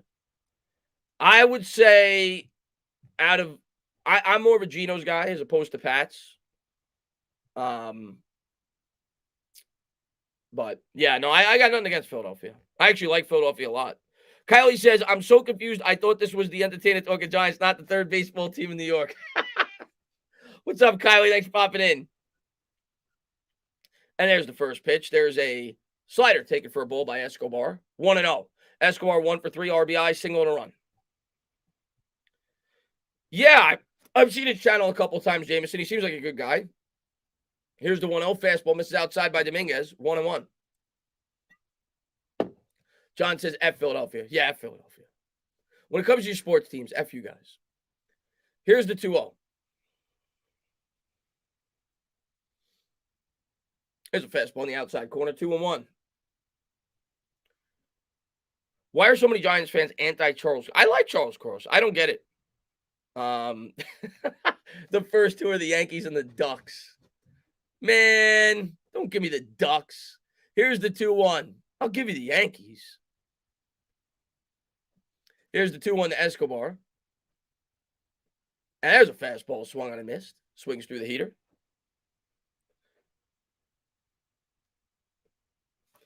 And Sam says, you kidding me? Pats is the king of cheesesteaks. I like both of them. The last time I was in Philly, actually, was years ago.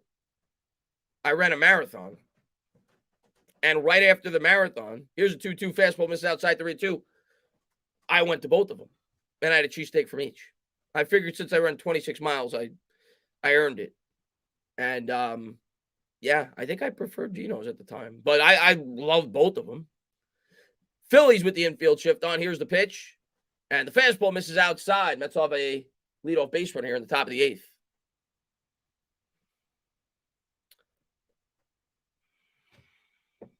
Hey, so excited for the draft, my man. Hope you good to see you. Yeah, man. I can't. Draft's gonna be.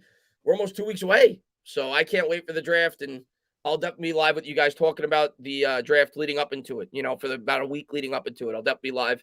Hope to get a couple of content creators on, maybe do a couple of roundtables. I'll be live with Bad Dog that entire week as well. So I'm looking forward to it, man.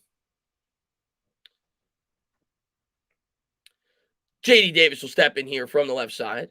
One on, nobody out here in the top of the 8th. Dominguez comes to the set. Here's the pitch. And a fastball, he swings through it. 0-1.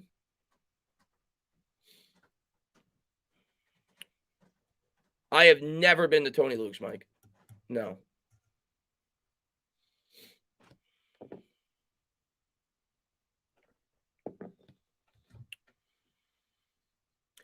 Escobar with the lead off first. Here's the pitch. And JD's going to roll it over to shortstop. Gregorius will flip over to the bag for one. Over to first. Double play. So a big double play there for the Phillies. Chris, can we give you guys Gallo and Hicks? No, I'm good. I want nothing to do with Joey Gallo. Nothing to do with that guy. And definitely nothing to do with Hicks either. Listen, I know Yankees fans were excited when they got him. I didn't get the excitement. The guy bats like 180. He strikes out like 220 times. He was the last thing you needed. You know, if the Yankees needed anything in that lineup, it was the complete opposite of him. You needed a contact guy.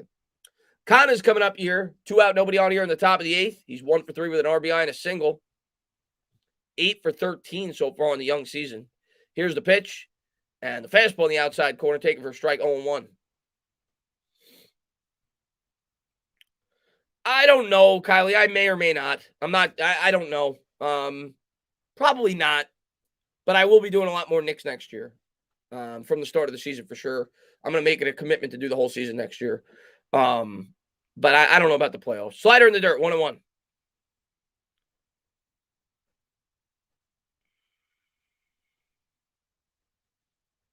Braves fan, and here we got another 2-team fan.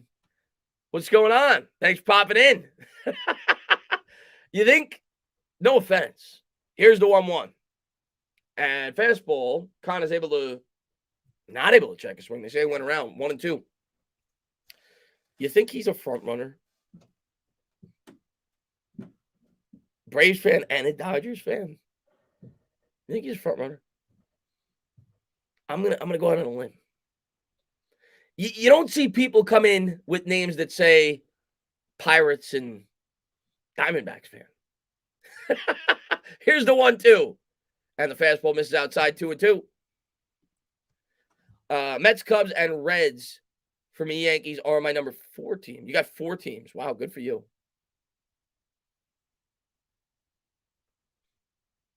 I hear you, Kylie. Here's the 2-2 to Kana.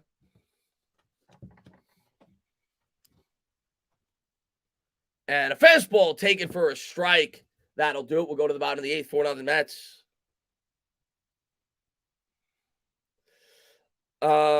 Let's see.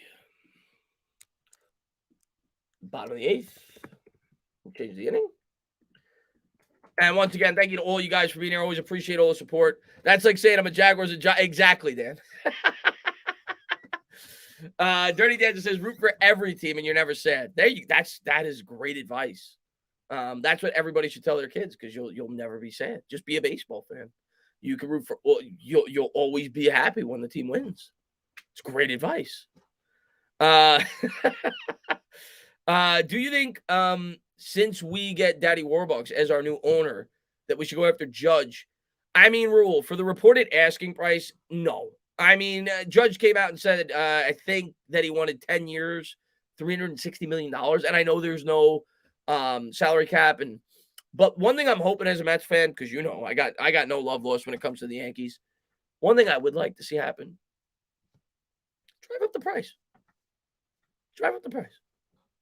Let Judge use the Mets all he wants to drive up his market. And if the Mets sweep in and they say we're willing to give you so-and-so price and the Yankees feel the pressure to have to spend more money because of it, I'm not going to be upset at all. So I hope that the fact that we do have Daddy Warbucks with Steve Cohen drives up the price a little bit. I will not be upset if the Yankees have to overpay for Aaron Judge. MY Giants 26, man. Thank you very much. He says, have a gut feeling Sauce will be a bust like Okuda. Well, I think a lot of Giants fans are reluctant to take a corner because they see that, not just in recent history with early quarterback picks, but just in Giants history, right? A lot of times these guys haven't worked out. I mean, I see no reason to think the guy's going to be a bust, but I saw no reason to think Okuda's going to be a bust. You never know in the NFL until they step on the field. Of course, Okuda's dealt with injuries since he's been in the league. You wouldn't want, of course I'd want Judge, just not for his reported market. I mean, 10 years, $360 million. I think money could probably be better spent somewhere else. Of course I'd want Judge. What's going on there, Luke, man? Thanks for popping in, buddy.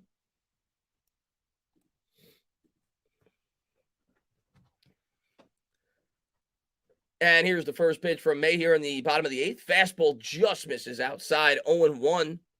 94 on that one. Boom, stepping in. He's one for one, a walk and a double. What's going on, John, man? Glad to see you here, buddy. What's going on, man? Here's the 1-0. And there's the curveball, misses downstairs, 2-0. But Yankee fans can say all they want. Yankees can say whatever they want. I've seen this before. I'd be surprised if the Yankees let him walk. I think in the end, the Yankees will open up the pocketbook and they'll pay Aaron Judge. Now, somebody in my Discord said it. It was a good example. Here's the 2-0. Fastball misses upstairs, 3-0. The one circumstance of a high-profile player that the Yankees did let walk is actually on the Mets now, Robinson Cano. He ended up signing a ridiculous contract with the Mariners. But I don't know, man. I find it hard to believe they're not going to let Judge. They're going to let Judge walk. There's a fastball taken for a strike down the middle, 3-1, 95 miles an hour. Rule says that was an awesome take. I didn't think of that. Like the way you think, brother. Rule, man. Listen, man, I don't blame Met fans for not thinking that way. Fastball swung on and fouled off. We're not used to having money. So we're not used to being able to drive up the price on players. But I was thinking about it the other day when I saw his market. I'm like, yeah, I want the Mets to get involved. I don't want the guy, but I want the Mets to get involved. Drive up the price. Make the Yankees spend a little bit more. I got nothing against that. Let's see what we got. It'll be a payoff pitch here in the bottom of the 8th. May looks in for the sign. Comes to the set. Here's the pitch. And the fastball misses upstairs. So 1 out, nobody on here in the bottom of the 8th. MH says, evil Tana.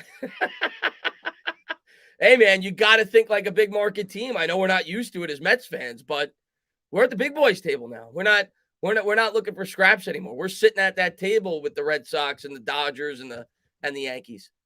And it looks like the Mets may be making a pitching change here after May walked the first batter. We'll see. It's going to be a mound visit at least as Buck's walking out with the pitching coach.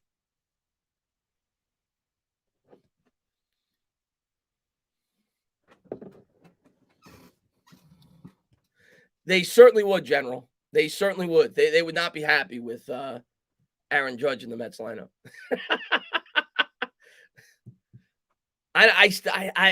He just looks like the type of player that he's always going to wear pinstripes, but maybe not.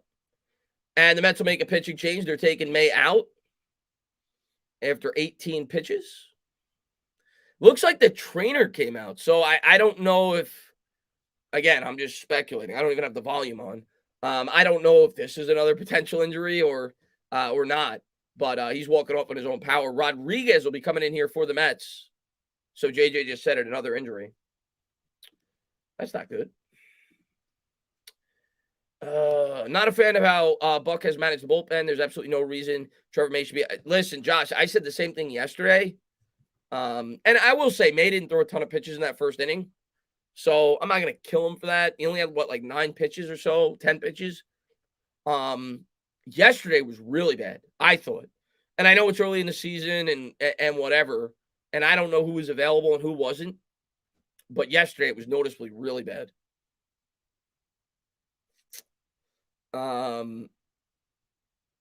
Luke says, yeah, he's hurt. The Mets, a lot of injuries early on, man. Same thing happened last year. We had a ton of injuries.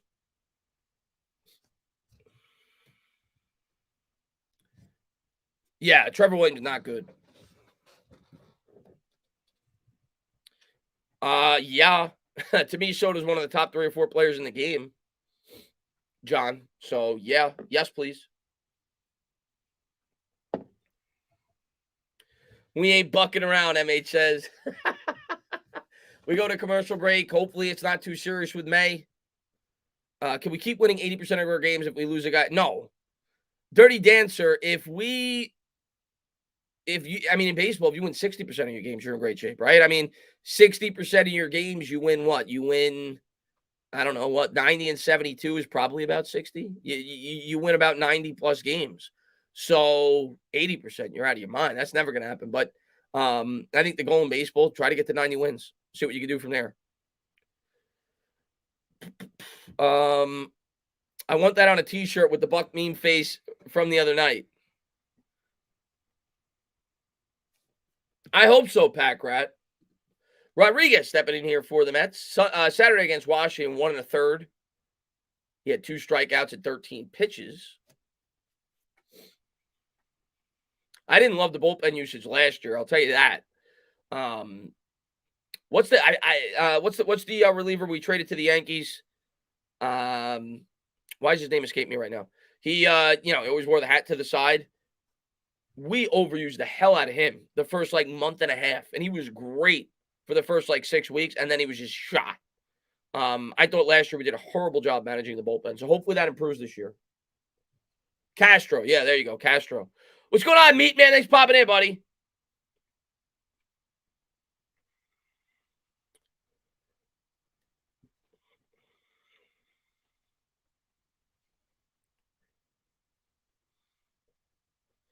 And Camargo's going to step in. He's batting .258, 34 homers for his career, 144 ribeye steaks.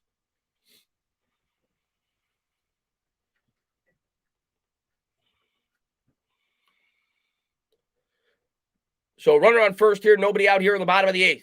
Rodriguez comes to the belt, looks in for the sign. Here's the pitch. And fastball misses way outside. Now I'm starting to get a little nervous. I was cool, I was calm, I was collected. Now I'm starting to get a little nervous.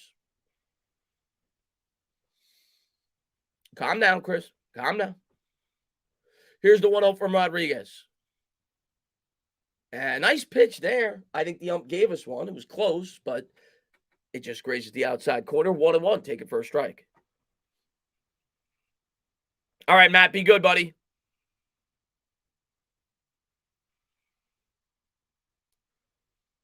Here's the 1-1. And there's a slider taken outside for a ball. Rodriguez has been gifted a strike. Hasn't been very close in the other 2 pitches. He's got Schwarber on deck. You already got a runner on first. Nobody out. See if he can get out of it. Here's the 2-1. And slider hit the other way. That's going to drop in for a base hit. Phillies are going to have runners on the corners. Nobody out. And the top of the order coming up. Oh, Lordy. Time to start sweating, Met fans. Here comes Schwarber coming up. Mets need a double play in the worst way. At least we got a lefty-lefty matchup. Pistol Pete, what's going on? What's going on, buddy? I took a little bit of a break, not just from YouTube in general, but I'm back. I'm going to try to do a lot of Mets games. I'll be doing the next year. Just needed a little break, man. Just needed to take some time off YouTube, but I'm back. I'm excited. Schwarber stepping in last season versus the Mets in 10 games. Like I said earlier, had 9 home runs. I think 9 of them came in his last 5 games, if I'm not mistaken, from what I read earlier. Here's the first pitch to Schwarber.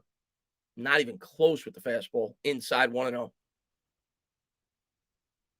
Oh, God. John says, I hope it starts pouring right now. Yeah, that's probably our best chance to get out of this inning. 1-0. Runners on the corners, nobody out. Mets lead by 4. Here's the pitch. And Schwarber chases one. Inside 1-1. I'm a little bit surprised there, and I know Schwarber's a power hitter, and I'm a little surprised there the Phillies didn't have him take a pitch. Rodriguez has not been close. So the Mets get gifted there with a strike. 1-1. Rodriguez to the belt, looks in for the sign. Here's the pitch. And the fastball misses inside, 2-1. Rodriguez has been in the same spot with all 3 pitches. About, a foot inside. All 3 pitches. It'll be 2-1. Real Muto on deck. He's the tying run.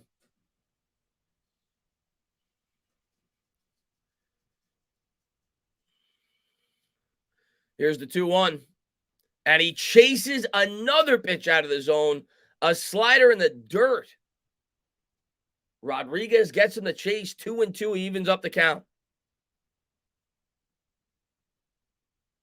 Come on. This is the game right now. I mean, you got the heart of the order coming up for the Phillies. First and third, nobody out.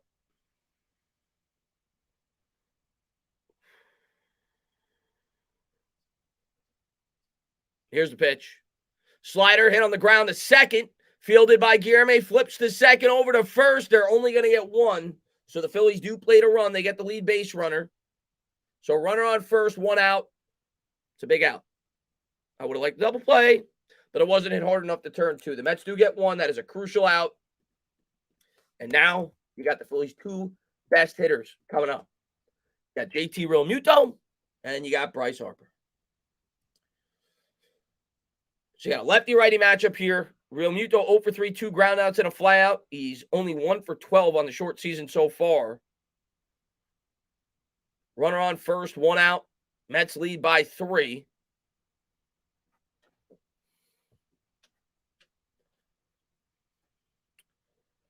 Rodriguez looks in for the sign. Schwarber leads from the bag. Here's the pitch. Fastball misses inside. Rodriguez has been wild. 1-0.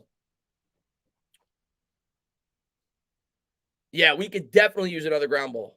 A hard hit ground ball right at Lindor. Please. Buck pacing in the dugout. Here's the 1-0. Misses way outside with the backdoor slider. 2-0.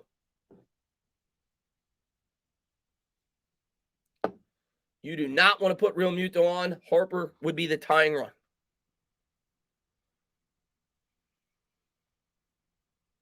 Rodriguez to the belt. Looks to run her back. Comes to the plate. Fastball right down the middle. 2-1. Taken for a strike.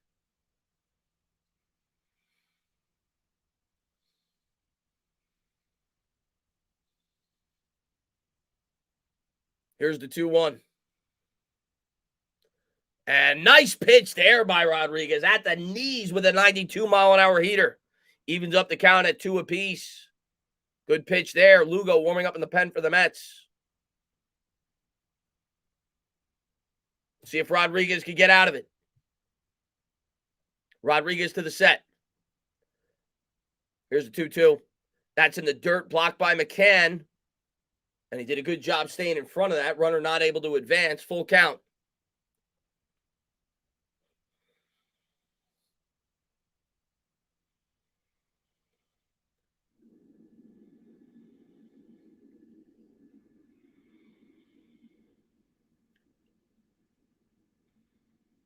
This could potentially be a hit and run because you got a full count. You want to open up that, side of the field. I could see a hit and run here. Here's the 3-2. And that is drilled to left field. That's gone. I don't even need to watch it. That is about 30 rows deep, and Rodriguez surrenders a 2-run jack, and suddenly the Phillies are down 1.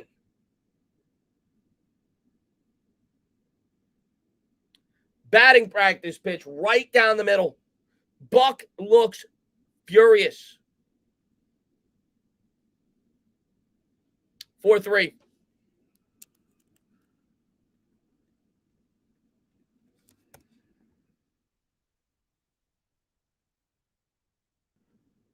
Right down the shitter.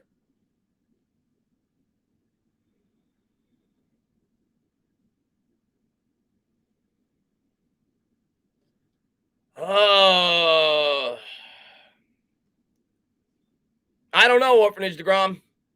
I don't know. Harper stepping up, tying run. Rodriguez to the belt. Here's the pitch. And a fastball drilled on the ground, first pitch swinging, wide of the bag of first. 0-1.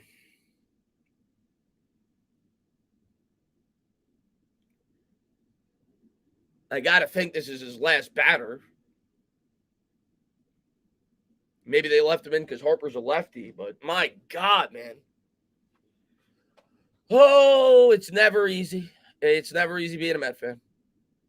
Here's the 0-1 to Harper.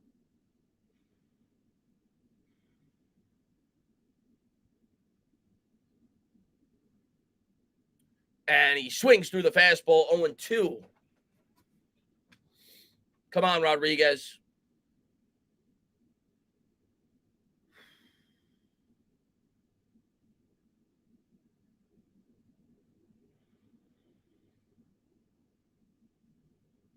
Here's the 0-2 pitch. And fastball swung on and missed. Big strikeout there. We'll see if the Mets can get out of it with the lead.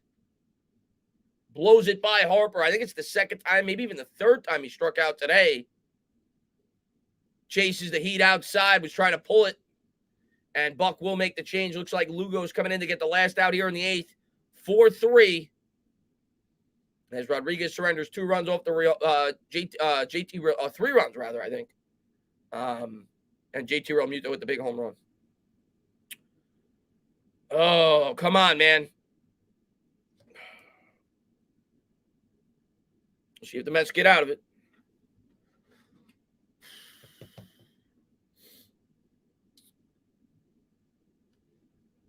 I can't. I don't have the volume on, so I don't know if they were chanting MVP. But yeah, screw that guy. I can't stand Bryce Harper. Never liked him. Yeah, I'm with you, JJ. No control whatsoever. Oh, yeah, one of the runs was on May. I think you're right, Ray. I think you're right about that. Let's go, Mets. What's going on, Card Coach, man? Thanks for popping in, buddy. This is what I criticized Buck for yesterday. Yeah, I mean, I think a lot of people criticized Buck yesterday for the bullpen usage. It's still early. I'm not going to go crazy. I'm not going to act like Buck doesn't know what he's doing. He's been managing in Major League Baseball for like 30 years. And he's been a pretty successful manager. I know he's ever won. So I'm going to give him an opportunity, but Mets fans not happy so far with the bullpen usage. And I understand it. I mean, yesterday was really questionable with the way that he utilized the bullpen. What's up there, Paul? Man, thanks for popping in. Yeah, we got Buck Showalter, Texas.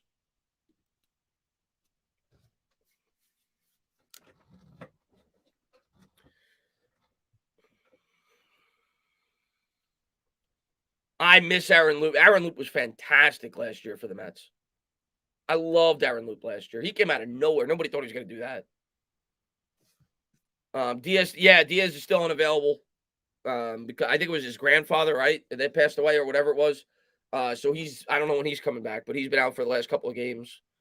So we'll see. Chris, I like that. Had good choice. What's going on, Nona? Yeah, Texas Liberty. He's a good manager. I mean, he did a great job with the Orioles. He's never won, but he's been a pretty good manager throughout his career. Here's Lugo. Oh. Come on. Castellanos at the plate. First pitch by Lugo. Curveball. And he tried to check a swing. He fouls it off. 0-1. Big looping curveball there from Lugo.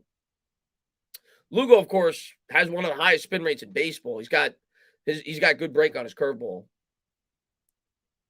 That's what he's known for. 0-1. And here's the windup in the pitch. And that'll miss outside. 1-1. I live in Maryland and also an O's fan. We're in good shape with Buck. Best manager Mets have had in a while. I'm not going to panic yet on Buck. I do think I still like the hire. And I was excited when we got him because, like you said, he's experienced, something that I thought we needed. We haven't had that in a while. So, yeah, we'll see what he can do, man. Let's hope we can win this game, get to a 4-1 start. Here's the 1-1 from Lugo. And there's a fastball drilled in the air down the right field line. That'll reach the seats. Castellanos was a little bit behind that. Lugo was able to amp it up to 97. Had that been 95, that might have been a home run. Hoskins in the on-deck circle.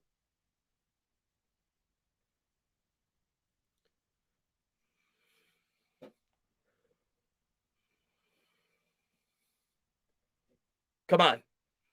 Here's the 1-2. McCann lines up outside. Fastball. Oh, Castellanos was swinging for the fences there. Another 97-mile-an-hour heater. That was a little bit up and out of the zone. He took a good cut at that. Fouled that off the backstop. So now Lugo's come upstairs with 2 fastballs. I think you got to go to the breaking pitch. Throw it in the dirt. Try to get him to chase. Change the eye level. We'll see what he does. 1-2.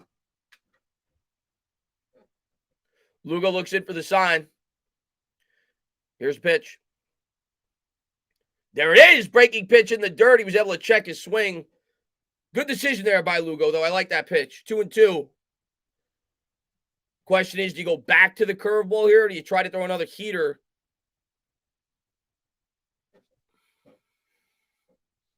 Two and two.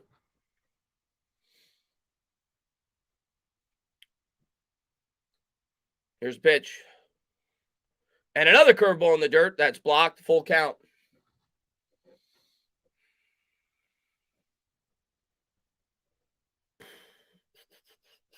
Good job there by Castellanos to lay off.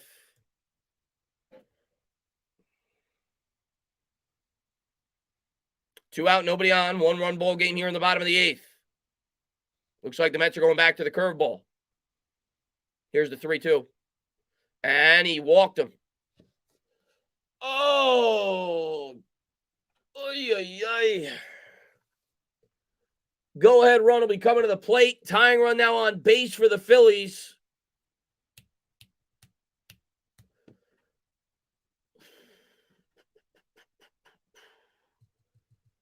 Hoskins will step up. Hoskins' career versus Lugo, 063, 1 for 16. The hit was a home run. He struck out 11 times in 16 ABs against Lugo. So take that for what you will. And maybe Lugo was pitching around him because he knew that. Here's the first pitch. Fastball swung on and a good cut there. The Phillies have been all over the heater. They've been a little bit behind, but they've taken some good, healthy cuts at it. That's fouled off the backstop. That was 96 on the gun, 0-1. The Mets got the infield shift on against the righty. They got Guillermo playing right behind second base, so they're playing him to pull.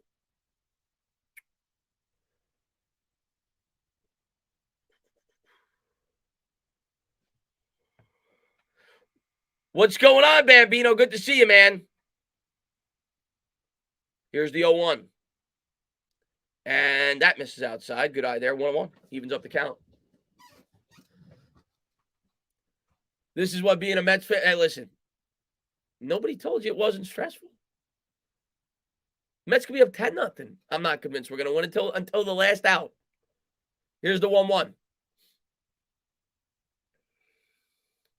Fastball drilled in the air down the third baseline. That's going to go all the way to the wall. We'll see if they send Castellanos. They're going to wave him home. There's going to be a play at the plate. And he's safe. Throw was offline by Lindor. I don't think he would have got him anyway. It took a while to get it into Lindor. Hoskins with a 2-out double to tie the game in the bottom of the eighth. You got to be kidding me. You got to be kidding me.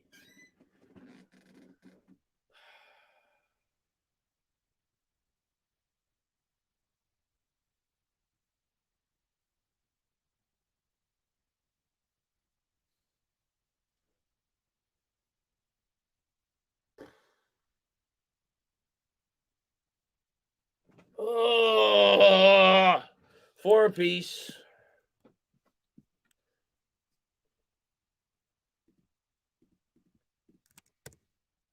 See if the Mets get out of it tied. We might be going extra innings tonight. Didi steps in on the left side. Fastball, knee high for a strike. Good pitch there by Lugo. Gregorius, career versus Lugo. He's 2 for 6. Not that it matters. The last guy was 1 for 16, and he roped a double. But he's 2 for 6 with a home run, RBI, and a walk.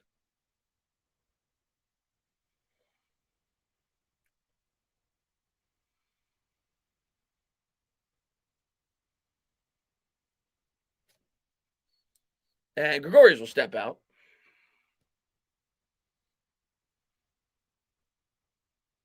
David Peterson was great tonight. Outside of that, the bullpen gave this game away. Here's the pitch. And there's a curveball hit on the ground, wide of the bag. Foul as Pete tried to make a diving attempt. 0-2. Yeah, that's a bit. Now, I mean, the reason that he was able to score in that play was Canha was playing nowhere near, and that's not on Canha. That was the way that they designed the outfield defense based on where they thought Castellanos could hit it. They had him played to hit the other way. I mean, he was playing damn near close to center field. So it took him forever to get to that ball. Here's the 0-2 pitch to Gregorius. And fastball misses upstairs, 1-2.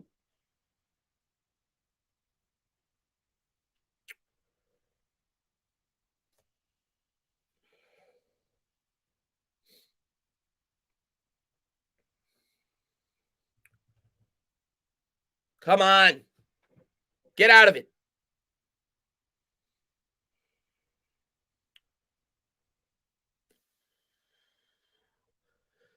And Lugo will call a timeout. We're going to get a visit to the mound. Got a big pitch coming up here in the bottom of the eighth. 4-4. Mets Phillies. And then the throw was a little bit offline as well. Not offline, but just took too long to get to Lindor.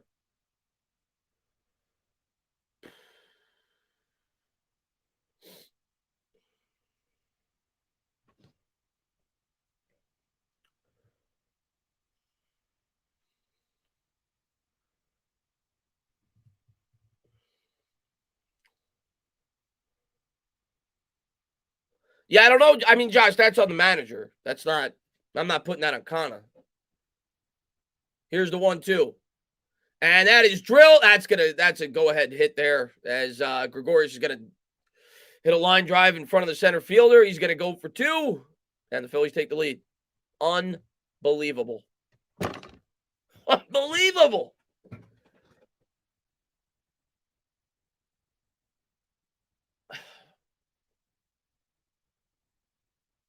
Unbelievable. This bullpen sucks. This bullpen sucks. Oh my God. 5-4 Phillies.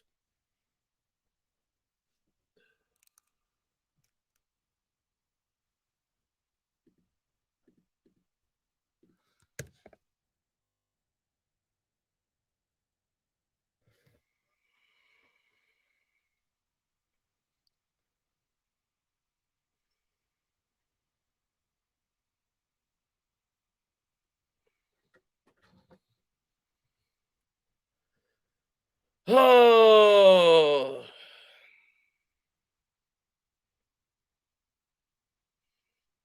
Sean Reed Foley warming up in the pen for the Mets.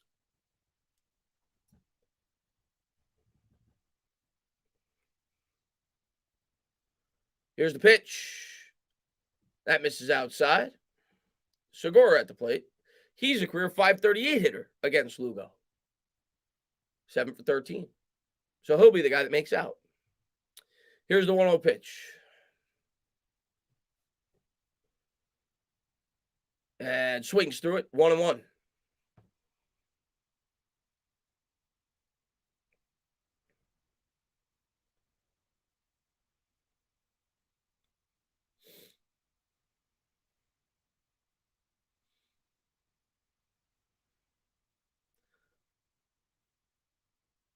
This Mets bullpen is going to be a problem. Here's the 1-1. And a fastball in there for a strike. 1-2.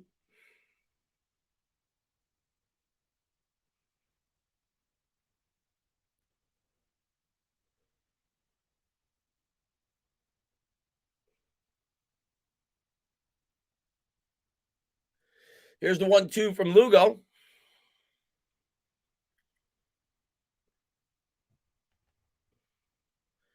And swung through the curveball. Lugo gets out of it, but too little too late as the Phillies take the lead. They post 5 runs. We go to the top of the 9th. Mets trail by 1. And they're going to need some late inning magic. We'll see if they can do it. 5-4 Phillies.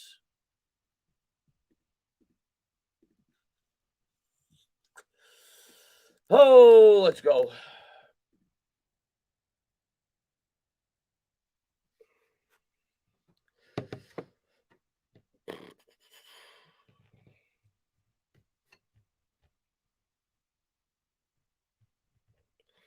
New manager still bet. Yeah. Did I say that? Oh, yeah, I did say that. I said it'd be. Yeah, I said it was gonna be like a 6-5 type game, and I had the Mets winning. You're right. I did say that. Maybe I'll be Nostradamus. Hopefully that'll be the case. 5-4 Phillies. Hopefully I'm right. Hopefully my prediction at the beginning of the game is correct. 6-5 Mets. If it is, I didn't think it would come in this fashion, but hopefully that'll be the case. Phillies lineup is scary. Knew they would strike eventually. This is brutal. Yeah, I mean, our bullpen struck too, man. Our bullpen. I mean, I'm not taking anything away from their hitting, but our bullpen's got to get that done.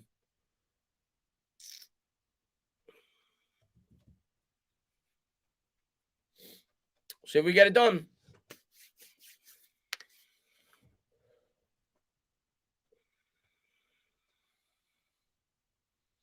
I think we got who we got coming up this inning. I don't even know. Let me take a quick look. We've got, I think Guillermo leads off, so they'll probably pinch hit for him. As the dog's barking, I think it'll be a pinch hitter for Guillermo, McCann, and Nimmo. We'll see if we get something going.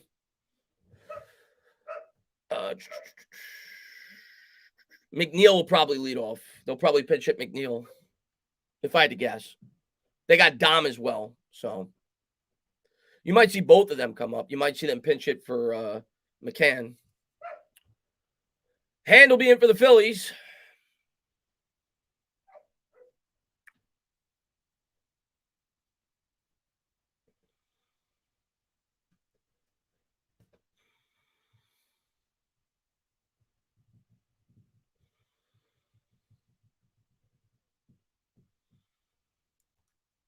My dog's saying, let's go Mets. Yeah.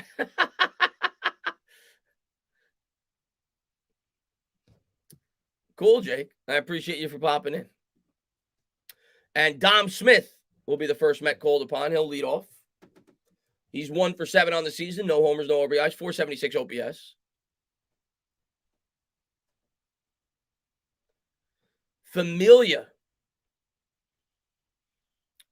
There's a face we're familiar with. Warming up in the pen for the Phillies.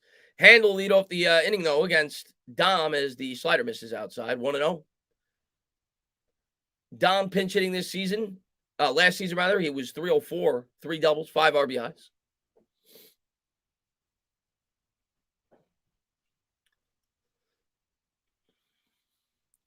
Here's the 1-0.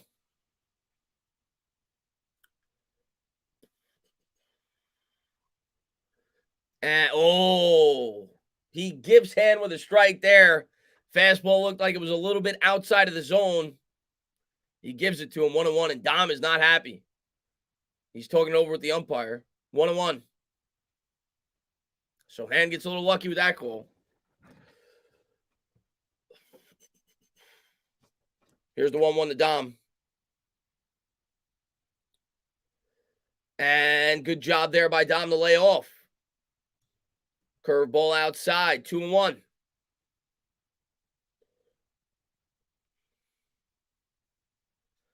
Phillies with the infield shift on. Here's a 2-1. Dom looking for something to hit. And a curveball took a good cut at that. That's fouled off the backstop. 2-2.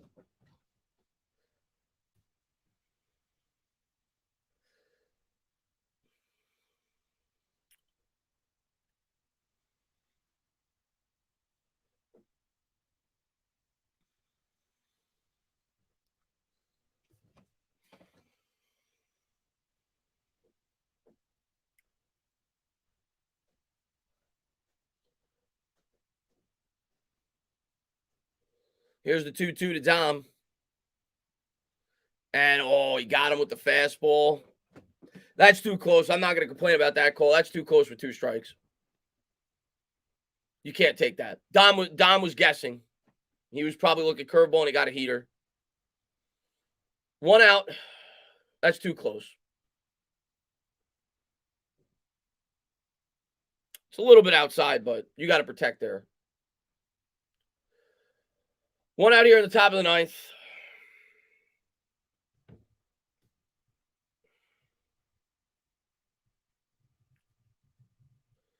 And they'll leave McCann up because it's a lefty. And McCann is 2 for 8 over his career against Hand. Hand looks in for the sign. Here's pitch. And a fastball in for a strike on the inside corner, 0-1.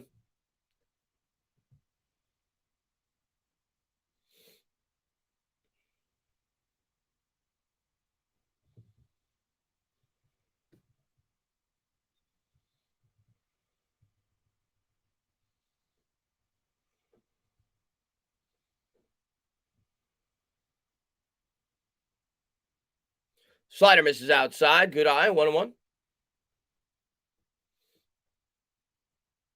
Come on. This ump's got dinner plans? Yeah. I'll put the rally cap on. I saw Mike say put the rally cap on. I'll put the rally cap on. Maybe that'll get it cooking. 1-1. 1 out here in the bottom of the 9th. Hand from the stretch. Here's pitch. And the curveball misses outside. Good eye there by McCann to lay off. 2-1. Trying to work the count to get it back to the top of the order. Nimmo on deck.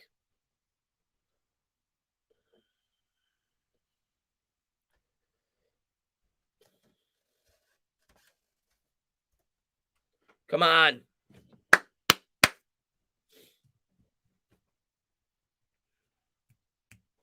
Still got Robbie Cano as well as a potential pinch hit option. Here's the 2-1. And that's in there for a strike. 2-2, 93-mile-an-hour fastball.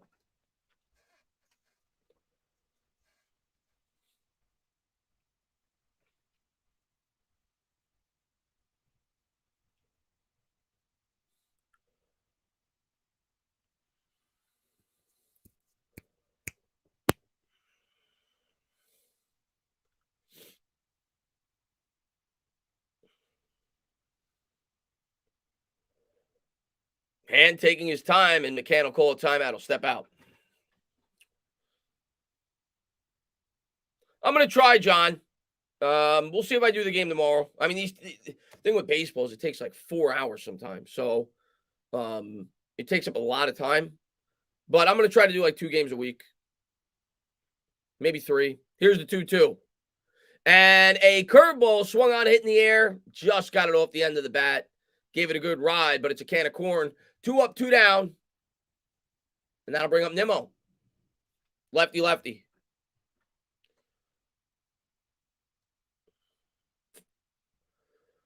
Nimmo's 2 for 3, 2 singles, sack, bunt, and a run scored. So he's had a good day. He's 6 for 17 on the year.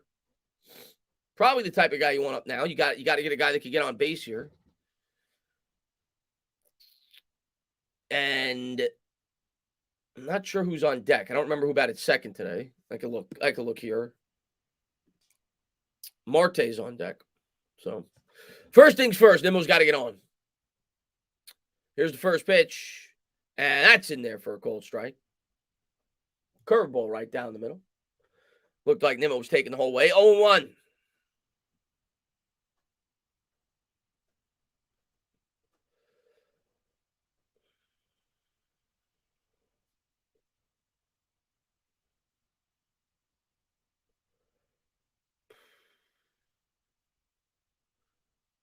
Here's the 0-1. Fastball on the outside corner. 0-2.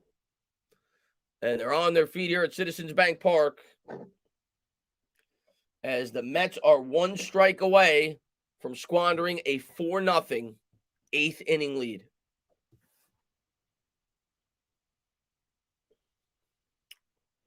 Nimmo chokes up on the bat.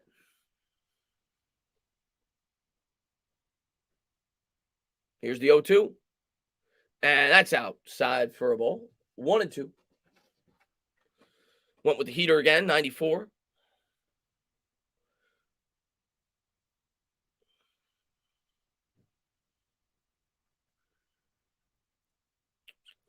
Come on.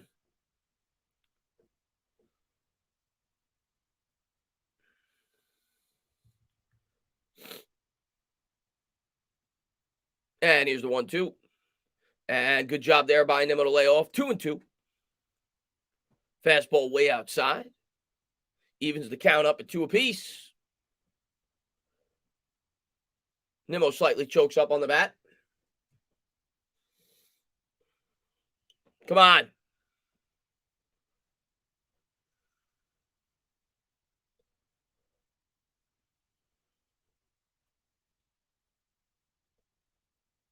Here's the 2-2 to Nimmo. And swung on it and missed. He swings through the heater, and that'll do it. Phillies come back from a 4-run deficit in the 8th inning. Mets bullpen absolutely throws this game away.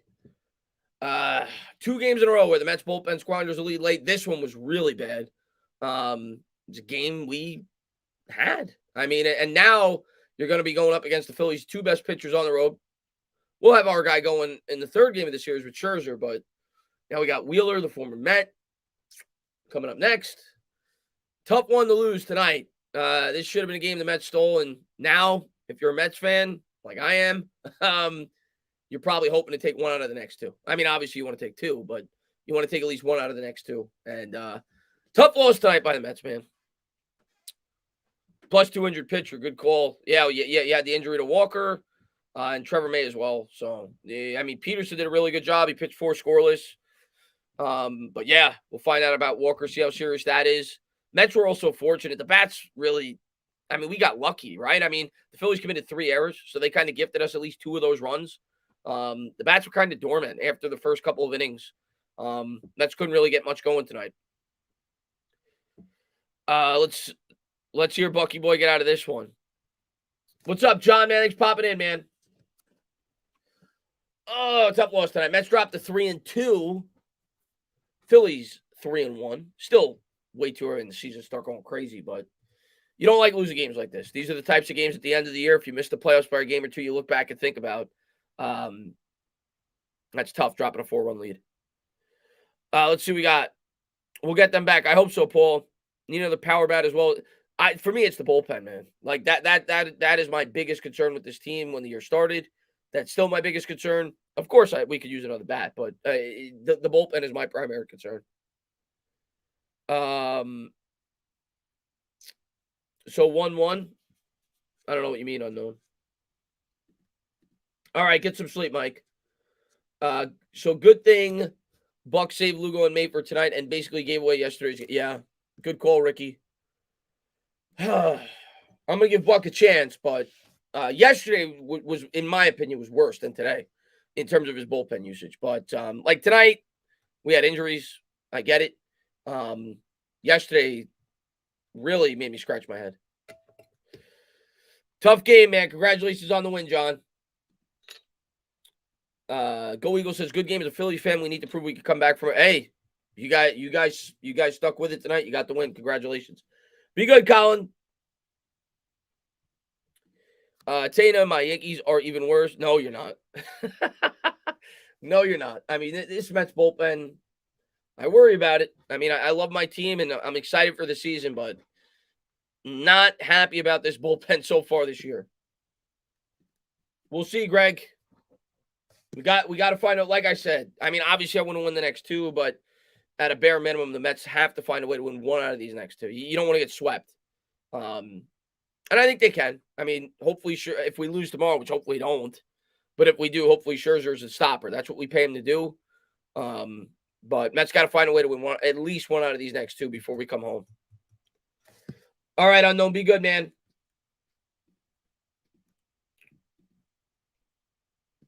And that's fair point. Obviously, no Diaz. That affects his bullpen usage as well.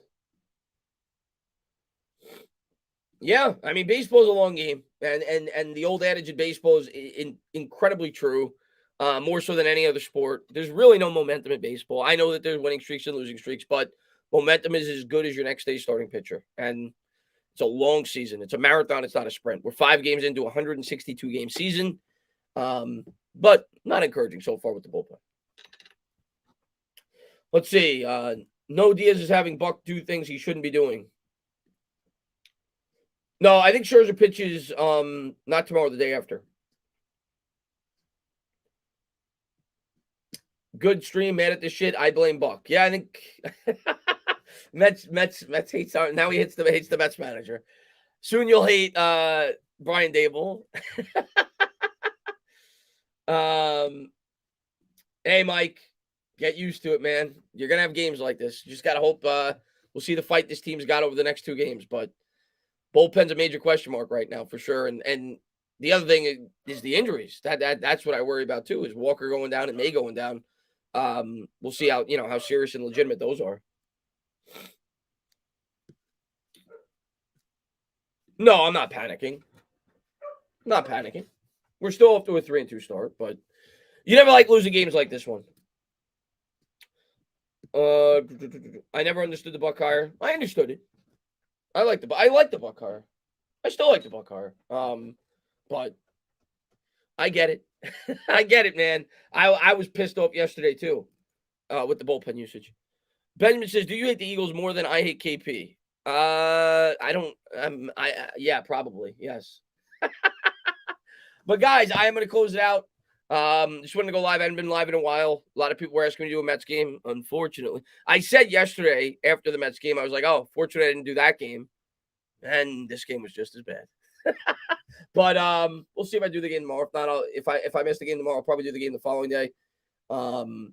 But guys, hopefully the Mets bounce back.